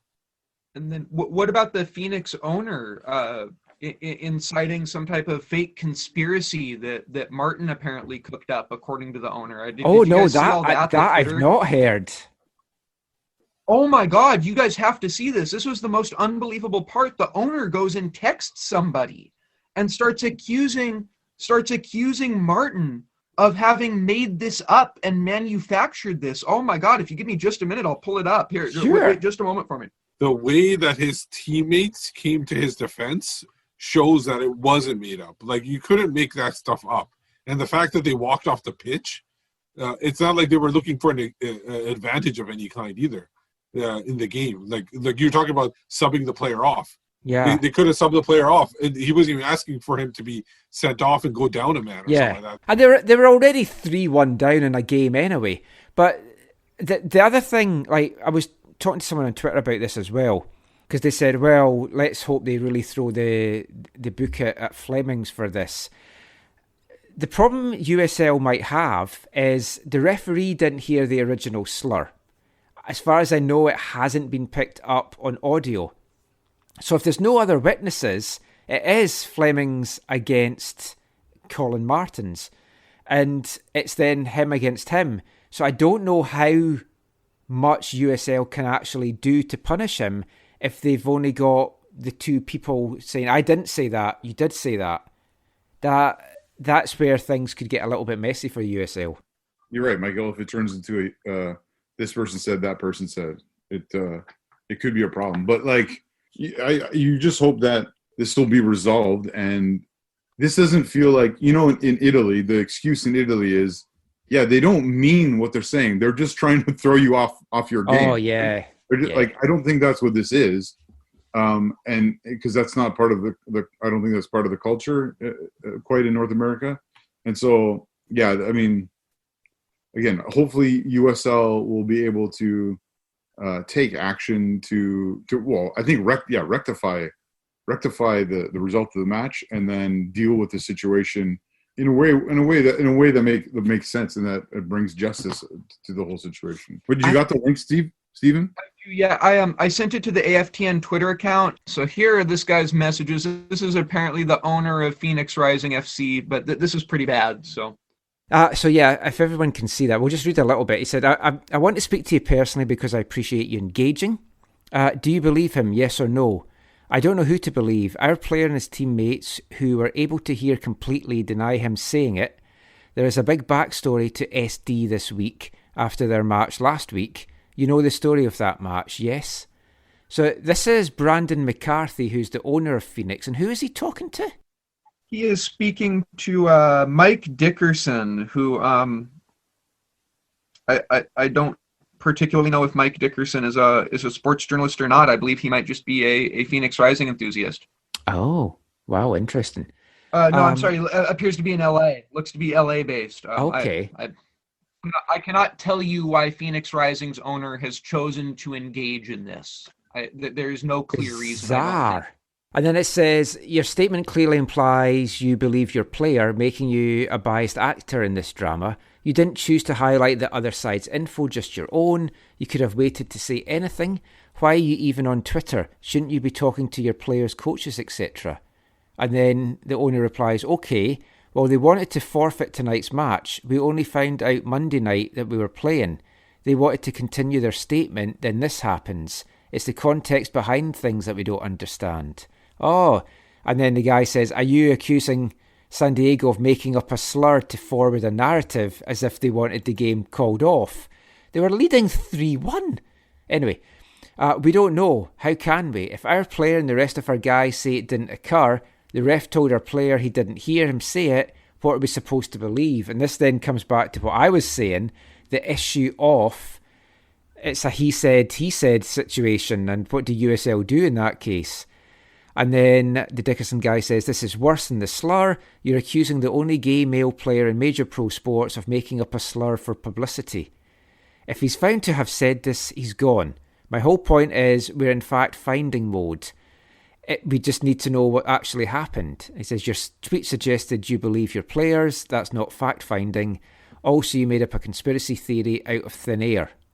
I said he unequivocally denies it, and a statement is coming. That's just passing along. It doesn't say what I believe. I get how it looks. I know how I look. It's not good. You just claimed there may be a conspiracy to make your team look homophobic. Do you have any evidence for that? Do you understand how serious that claim is in context?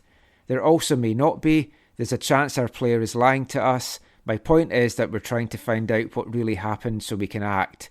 So why the hell go on Twitter? Wow. So I hope that was worth your time anyways. That was one of...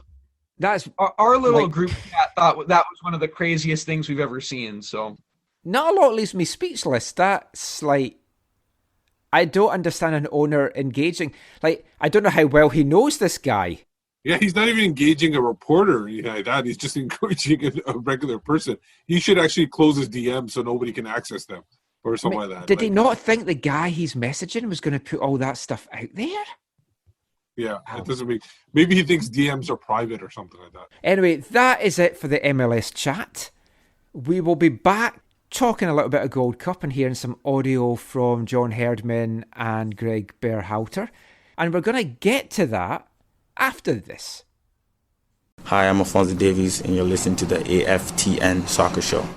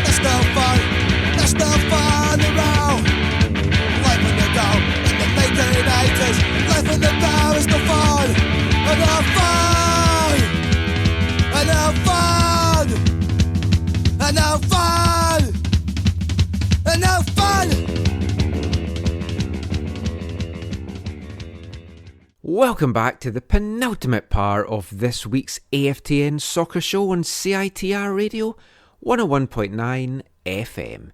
And kicking off this part was a song from 1981 by iconic Scottish punk band The Exploited from their Punk's Not Dead album. That was Dole Q. Yes, life in the Dole in the 1980s, life in the Dole was no fun under Thatcher and her government. You don't want me going into all that just now, I'm sure. I could fill the whole part talking about stuff like that. But that was, as I mentioned, the second of tonight's three-of-a-kind songs. We had The Last Resort kicking off part 4 with Never Get a Job. The Exploited there with Dole Q kicking off this part. Have you worked out what the link might be yet? And if you have, what do you think the song will be that we will kick off part 6 with? Any ideas? We'll find out if you're right very soon. So enough about all the domestic football action. Let's turn our attentions now to the international side of the game. And on Tuesday night, we got the draw for the 2021 Gold Cup, which is going to be taking place in the US between the 10th of July and the 1st of August next year. All things COVID considered. And the draw threw up some exciting groups. Group A sees Mexico, El Salvador, Curacao and the winner of a preliminary match that's going to be getting played before the tournament. Group C sees Costa Rica, Jamaica, Suriname, and another preliminary match winner. And Group D sees Honduras, Panama, Grenada, and Qatar. That was the group I was hoping Canada were going to land in. Unfortunately, in some regards, they are drawn in what I am going to class the group of death. Group B, alongside America, Martinique, who are just an unknown proposition at times, like a box of chocolates in Forrest Gump, you just don't know what you're going to get from them, and also the winner of preliminary match 7. Now, you'd be thinking, well, that's fine, it's a preliminary group winner. What could go wrong there? That's bound to be an easy game for them. Well, if all things play out the way they should, that Group 7 winner is likely to be Haiti, who play St Vincent and Grenadines in the first round match, and if they can get past those two countries, they're going to play the winner of Bermuda and Barbados. And whoever wins that one goes to the Gold Cup. Now, an added little bit of excitement for me in that one is Barbados could have a former East Fife player called up for them. We're starting to push to get Nathan Fash Austin called up by Barbados. He is interested. He might put some feelers out. We've already put some feelers out, so that'll be a fun one for us to watch. But you're not here to listen to us going on about that. All you care about, I'm sure, is the potential US-Canada matchup in the first round group game. Zach, Steve, Stephen and myself will be back to chat about that draw in the next part of the show. But for this part, I'm going to bring you some audio now after the draw was made from the two head coaches. First of all, we're going to hear a little bit from Canada head coach John Herdman. Then we're going to hear from the US national team head coach Gregg Berhalter. And I wear it for my lady, the Canadian flag, baby!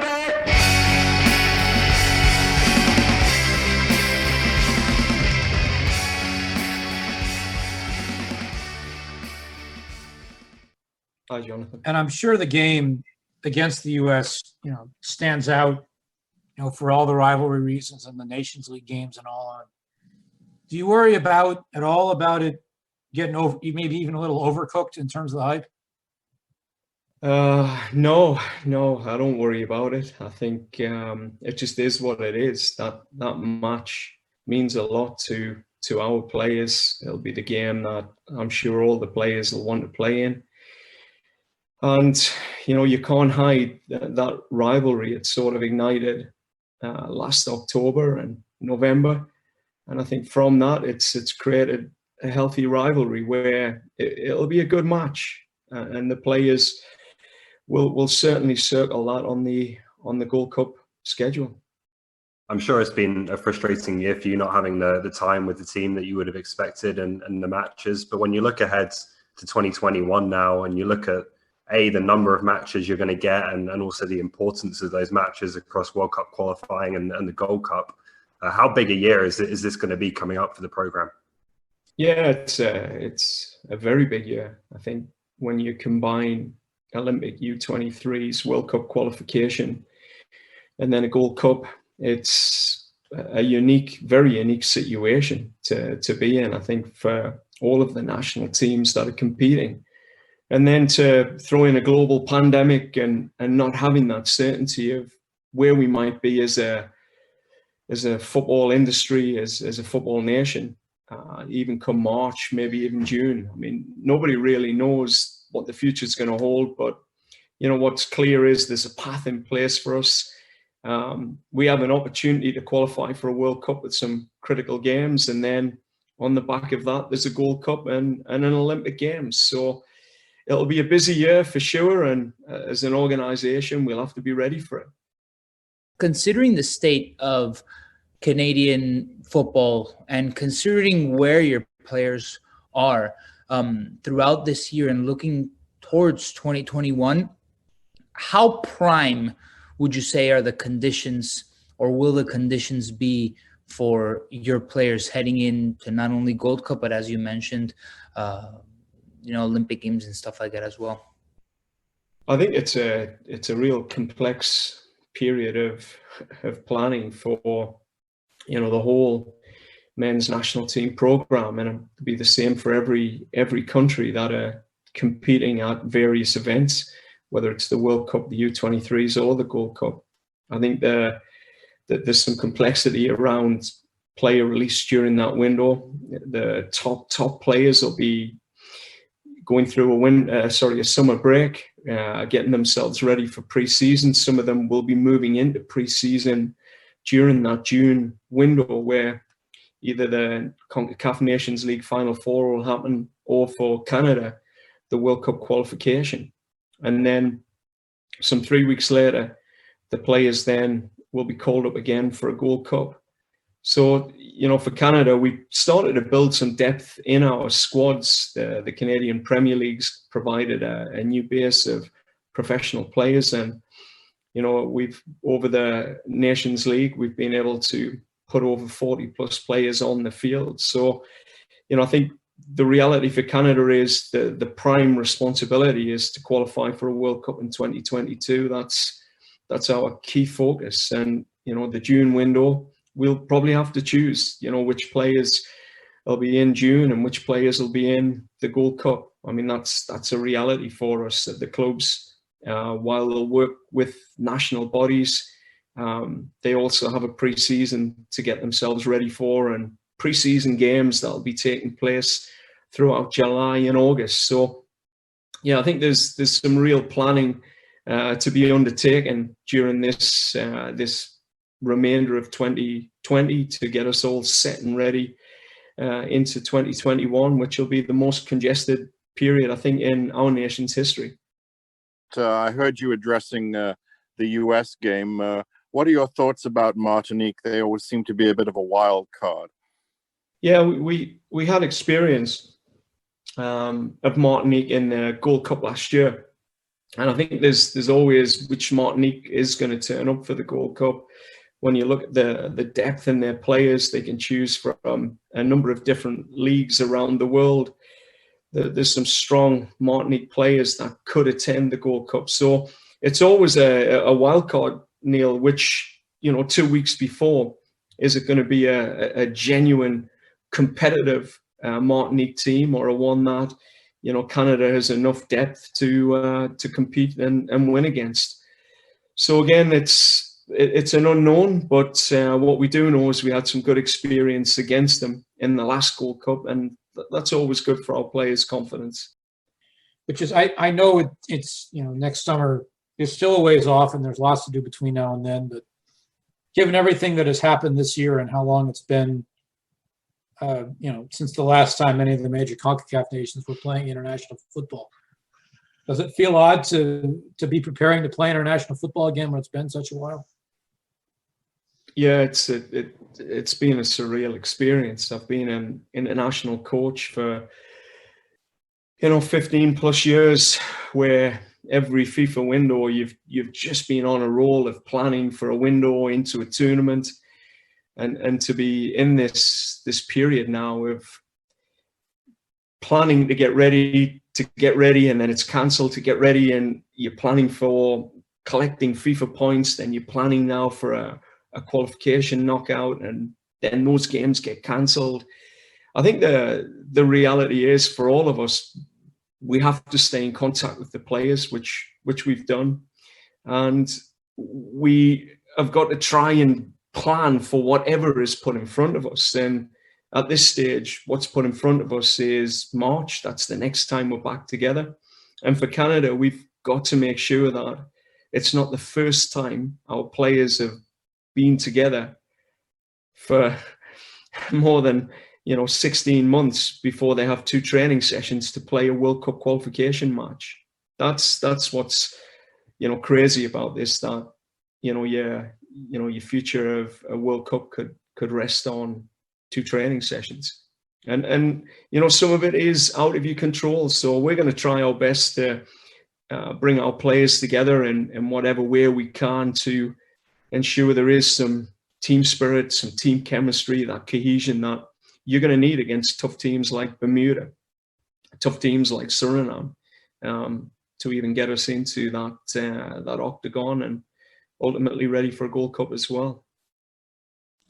prioritizing competitions is definitely going to be an issue for you guys.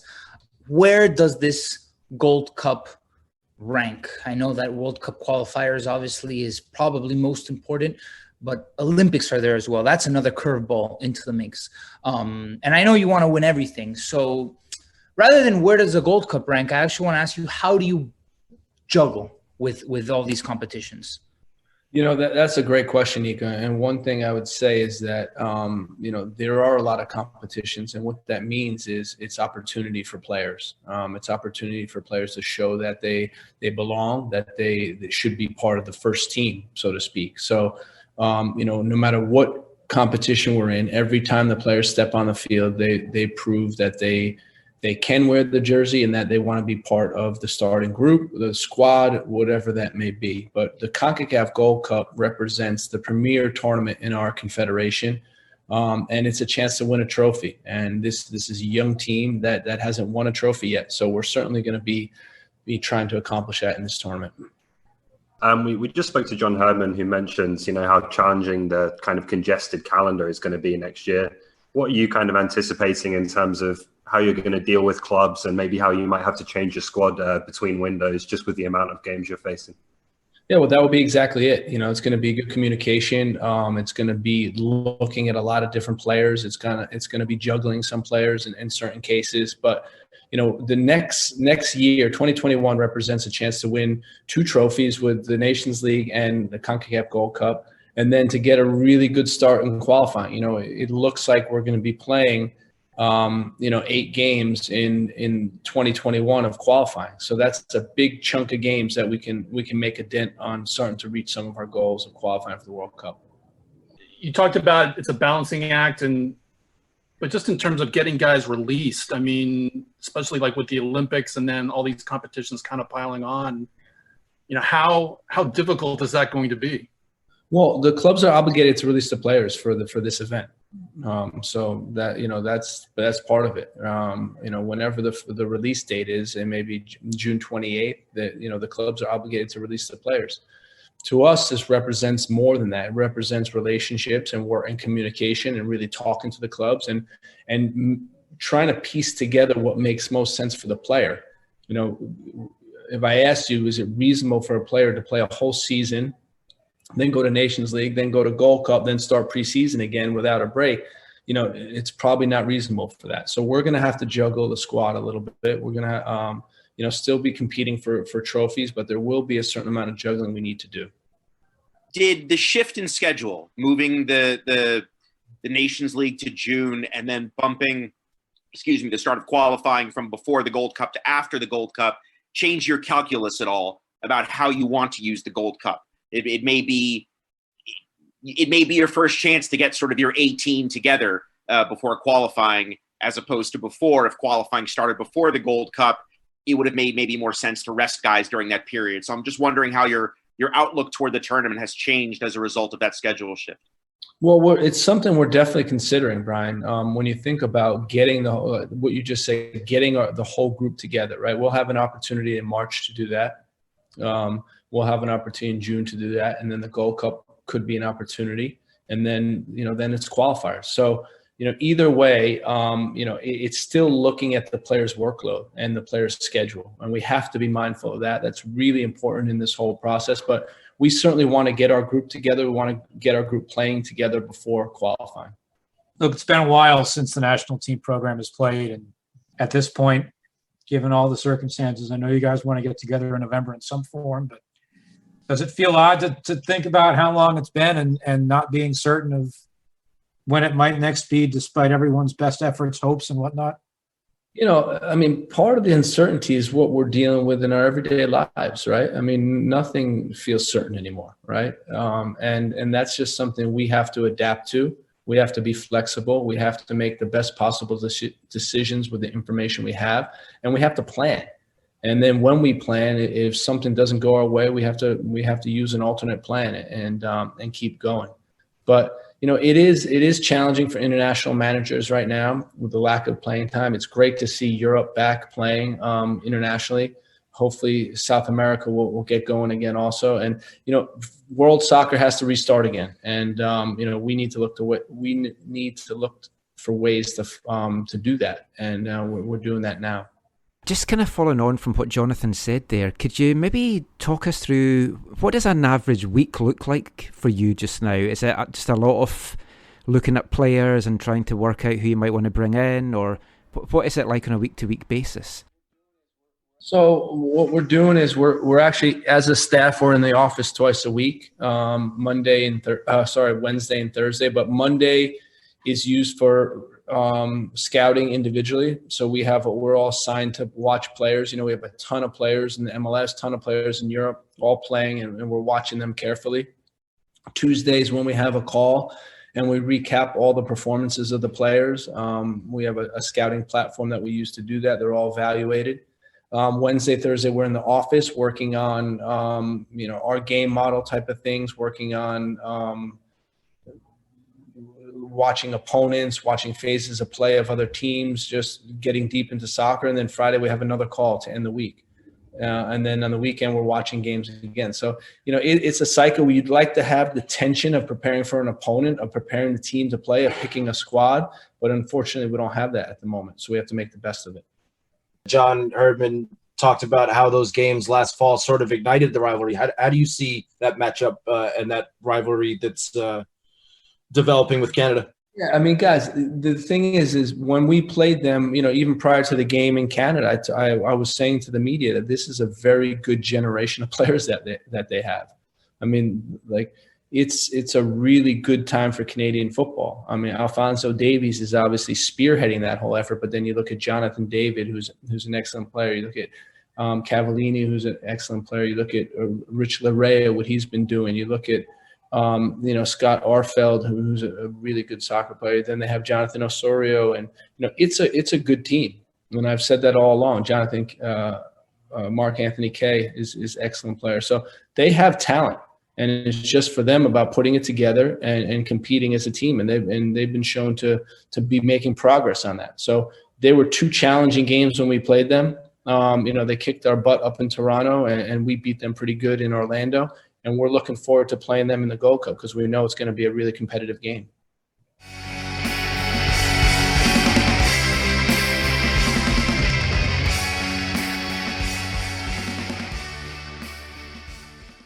Canadian men national team head coach John Herdman and US national team head coach Gregg Berhalter there. Some interesting things. We'll talk a little bit about that. Bring you this week's Wavelength as we wrap up Football Violence Awareness Month and a new section of the show. And all of that is coming up after this. This is Atiba Hutchinson and you're listening to the AFTN Show. Job seeker, can a strongbow, I'm a mess, desperately clutching on to a leaflet on depression, supplied to me by the NHS. It's anyone's guess how I got here, anyone's guess how I'll go. I suck on a roll up, pull your jeans up, fuck off, I'm going home, job seeker. Job seeker. So, Mr. Williamson, what have you done in order to find gainful employment since your last signing on date? Fuck all! I sat around the house wanking, and I want to know why you don't serve coffee here. My signing on time's supposed to be 11:10. It's now 12 o'clock, and some of you strange bastards need executing. Mr. Williamson, your employment history looks quite impressive. I'm looking at 3 managerial positions you previously held with quite reputable companies. Isn't this something you'd like to go back to? Nah, I just end up fucking robbing the place. You got a till full of 20s looking at you all day. Well, I'm either gonna fucking bank it, I got drugs to take, and a mind to break. Job seeker. Welcome back to the final part of tonight's AFTN Soccer Show on CITR Radio, 101.9 FM. And kicking off this part, it's the last of tonight's 3 of a Kind selections. Have you worked out what the link is? That was a song from 2008 from English band Sleaford Mods, from their album Mekon, and that was Job Seeker. So we had kicking off part 4, The Last Resort, Never Get a Job. Kicking off part 5, They Exploited with Dole Q. And kicking off this part, Sleaford Mods with Job Seeker. And this week's link, my wife got it, did you? Job seeking, unemployment, things of that ilk. So well done if you got this week's link. We will be back with another 3 of a kind next week. But we're going to keep the musical theme going in this part as we bring you this week's wavelength. Now, sadly, as you know, we did not bring you a show last weekend, which meant we did not get closure on Football Violence Awareness Month. So I thought, I've got 2 options. I can either bring you the final song on this week's show, or I can extend Football Violence Awareness Month throughout October as well. Well, we decided just to do the former. I know, you're disappointed, but we want to keep these back so you've got lots more football violence songs to look forward to over the course of the next year or so. But we thought we would round this one off in some style. We've been a little bit multicultural so far in the songs that we've picked this month. We've had songs from France, from England. Let's go even further afield now and head down to New Zealand. And a post-punk band formed in 1996 called Gobsmacked. That's Gobsmakt. And this is a song taken from their 1998 album, You What? This is the 5th track in the album. This is Gobsmacked with Yobsmacked.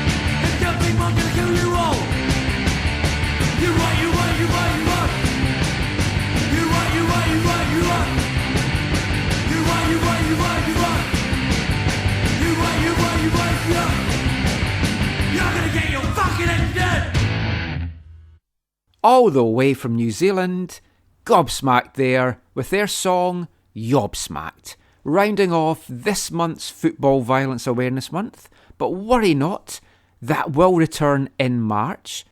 As I mentioned, you can find that song on their 1998 album You What, but you can also find it on the 2001 CD reissue of the Football Hooligans CD, Trouble on the Terraces. Check out that one if you can. A lot of the songs we've had on Wavelength so far feature on that, and there's some other ones on it we've got to feature in the months to come. Of course, we'll be back with more Wavelength next week, and we're also going to be back with a new musical section later on in this part, so stay tuned for that. But for now, let's get back to the football chat, let's get back to the Gold Cup chat, and before the break there, we heard from Canadian men's national team head coach John Herdman, and US national team head coach Gregg Berhalter.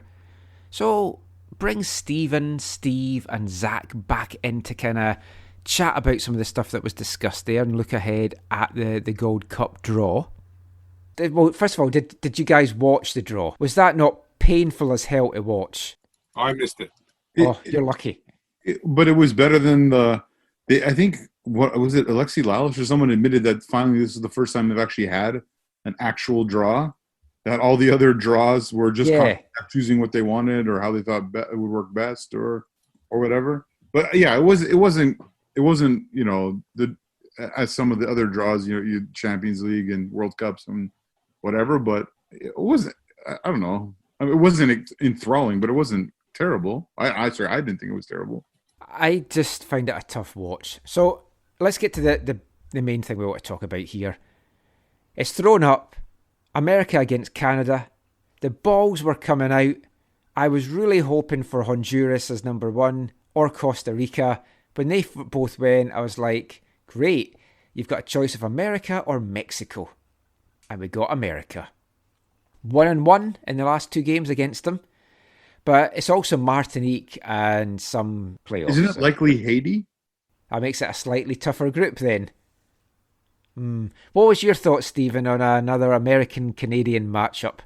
Michael, it's hard to say. The thing that 2020 has done for me is it has trained me to not display so much hubris about how far in the future I am able to prognosticate. It is almost impossible for me to imagine what next July will look like, let alone what a specific soccer match in it will do.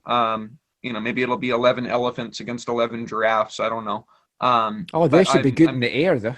Here you go. No, better defending set pieces than the Whitecaps. I think Canada's come along. I think that it's hard to assess exactly where the U.S. is right now because their generation's so young and they haven't been tested so much yet. But it's the overwhelming emotion for me. It's too far away to know anything. Steve, what do you get excited by a American-Canada matchup? The thing is the one positive you can look at it is if they do, the top two teams advance from each group, if I'm not mistaken, right? I think so. If the top two teams advance, and that means that they avoid them in the knockout stages. In that case, so you could look at it a positive there.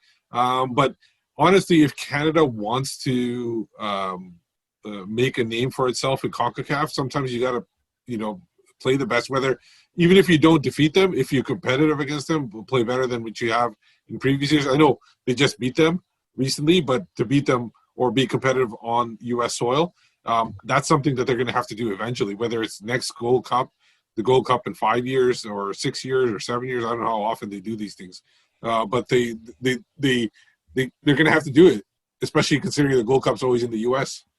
So, yeah. What both head coaches talked about, Zach, was they don't actually know what players are going to be getting next year because you've got Olympic qualifying, you've got World Cup qualifying, you've got the Gold Cup that may or may not fall within a window for getting players released, and it's the summer. You also don't know what international travel is going to be like. You could find this is a tournament played with just domestic Canadian and American players and Mexican players, which could put a whole different spin on things. Yeah, there's a lot of unknown variables, like all facets of our lives right now.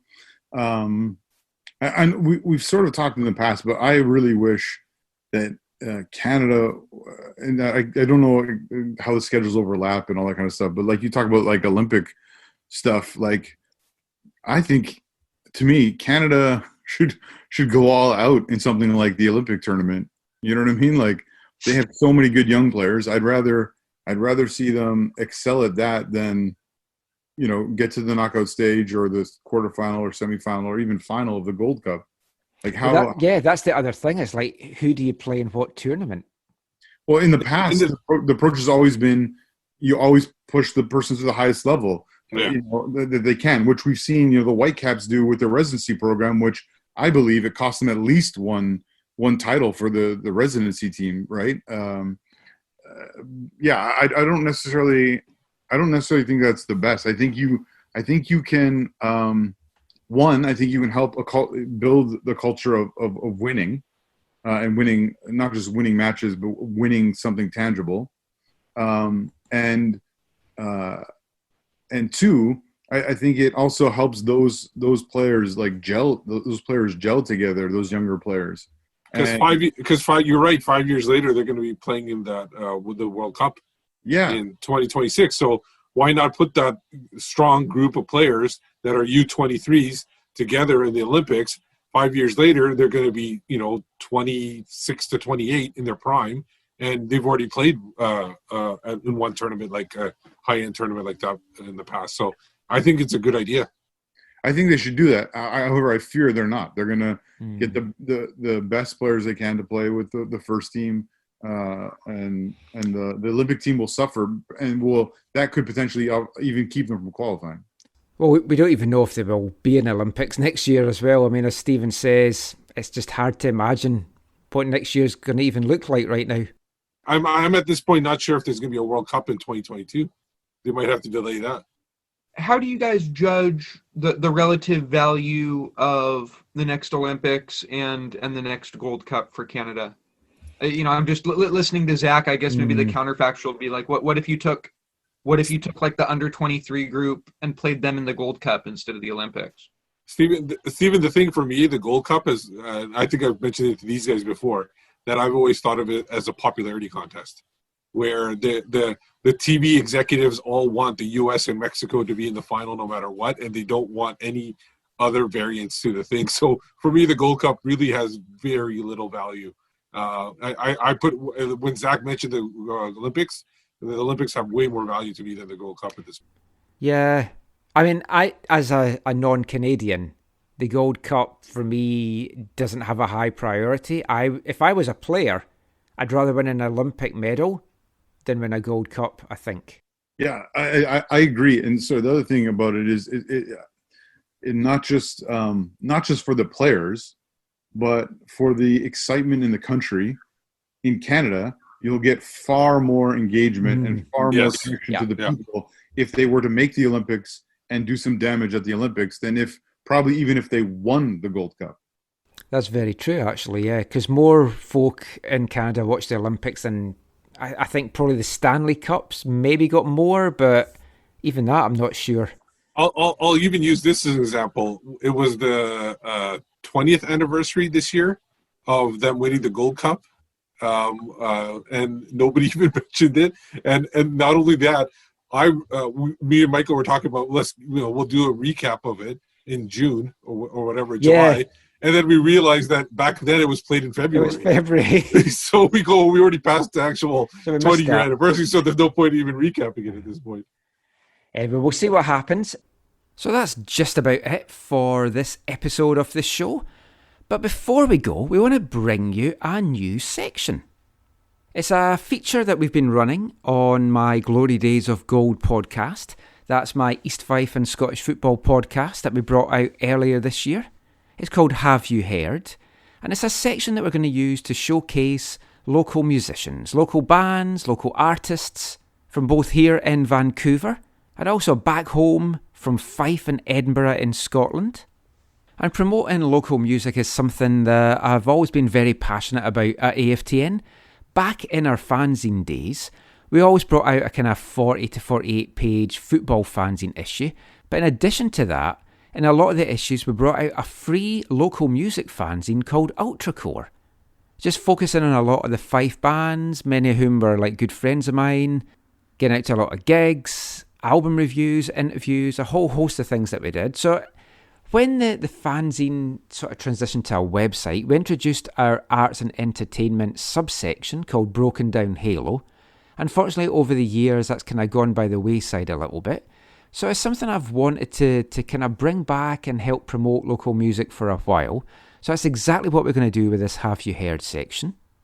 If anyone listening to this is in a local band or knows of someone in a local band, please get in touch. Send me their info. Send me some links to their stuff, either by email at aftncanada@hotmail.com or on Twitter at aftncanada. Shoot me a DM there. We're looking to showcase artists from Vancouver and the Lower Mainland, and also back in Scotland from Fife and Edinburgh. And we're actually going to kick this section off tonight with a song from 26-year-old singer-songwriter Phil Charletta. He's an East Fife fan. I've known his dad for a number of years. Both his dad, Tony, and Phil have been big supporters of AFTN and Glory Days of Gold over the last few years. And we actually interviewed Phil in episode 10 of Glory Days of Gold and played the song you're about to hear on that episode as well, if you want to check that out. And Phil's always been a talented singer-songwriter, and the lockdown has kind of spurred him into getting his debut single released. It was released at the end of August, and you can find it on all media platforms. And his song has garnered a lot of publicity and a lot of airplay in the UK. It's also been played over in America. As far as I know, this is his first playing on Canadian radio, so delighted to bring you that just now. This is a song called The Sesh.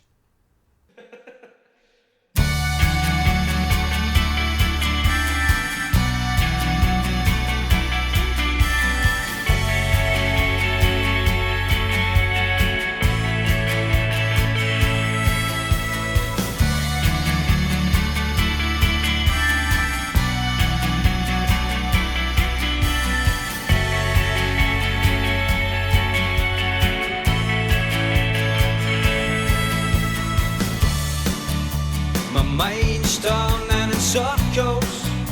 You don't know where to go. You don't know who to phone.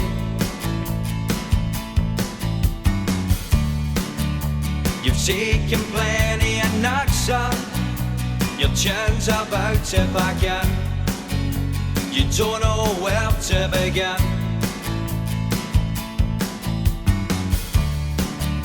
You sent yourself to the doctor. She said you ought to shrink. She'll check how you think. When you go out on Friday, it turns out a Sunday. And before you know it, you're going home and it's Monday. You never overdosed. You went for one or two, then it turns to a few. Then you look at your phone and you know you should be happy. Your mate's comatose.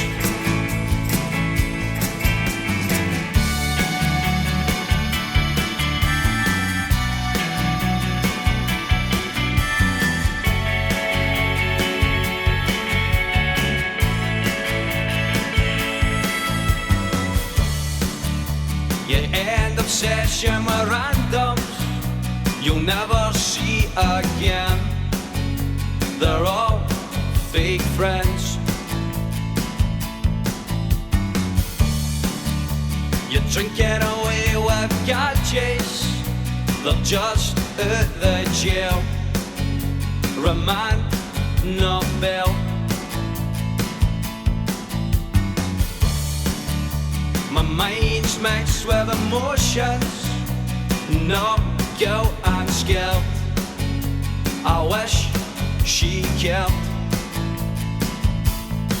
When you go out on Friday, it turns out a Sunday. Before you know it, you're going home and it's Monday. You never overdosed. You went for one or two, then it turns to a few. Then you look at your phone and you know you should be happy.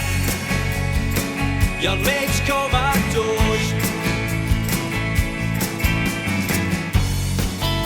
You give yourself a scare. You'll find out who cares. Oh, when you send yourself back home and you're sitting there alone. And who's gonna back you up and take you back to the top and put the pieces back together and stop you having a proper meal? When you go out on Friday, it turns out a Sunday. Before you know it, you're going home and it's Monday. You never overdose. You went for one or two, then it turns to a few. Then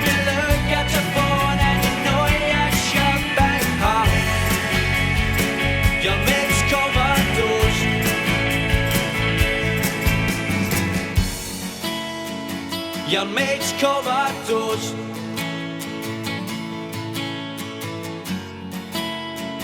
Your mate's comatose. Your mate's comatose. Fife singer-songwriter Phil Charletta there with his debut single, The Sesh, out now on all media platforms.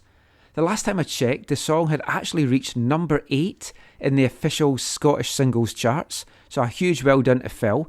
It's a song kind of covering that bad Scottish pastime, really, of just going out for a sesh, an all-day drinking session. That session turns into a weekend of drinking, and sometimes it has bad consequences. All stuff that Phil covers there. He's a very talented singer-songwriter. Look forward to hearing more from him in the coming weeks and months. Hope you've enjoyed that one. If you have, maybe look to support Phil by buying the track on Amazon or iTunes or Spotify. Just look under PG Charletta. That's CIARLETTA. You can also give him a follow on Twitter at PG Charletta as well. And we'll be back next week with another Have You Heard selection. But that is it now for this week's episode of the AFTN Soccer Show. Thanks to everyone who has been watching on the stream. Thanks, Stephen, for joining us as well tonight. I mean, I know it must be tough. Your Commander-in-Chief's not doing too good. It must be tough for you to come and do a YouTube stream. But we really appreciate it. So just before we go, let everyone know where we can find you online. You can go first, Stephen.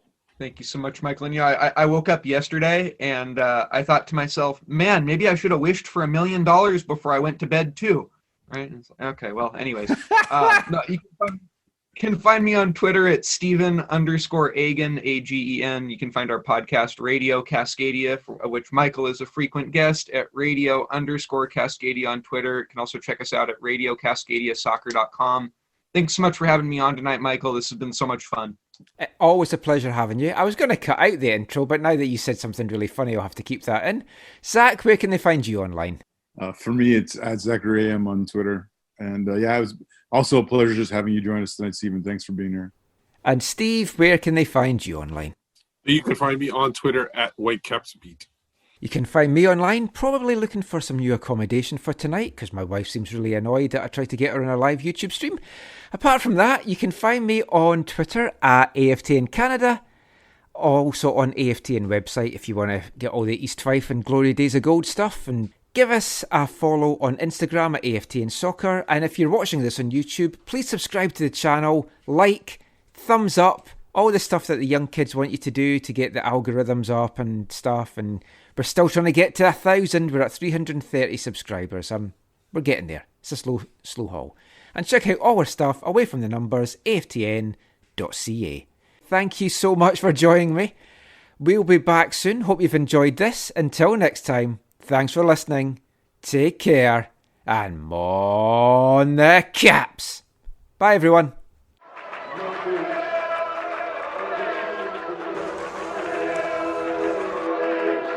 Going to your first match is an experience you never forget. The atmosphere of what's going on around the pitch looks beautiful, and you always look and go, wow, I'd love to play here one day. If you get the bug, it's going to stay with you for life.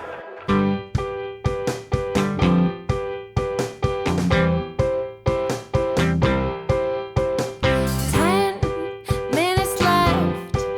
Yeah, but there's still some time. It's not the final score.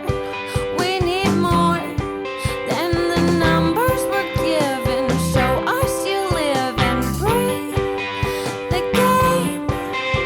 You're more than a name. That's what we came for. We can bring you more than the score. Every story. Let's take this thing off of the field into the real world, away from the numbers, away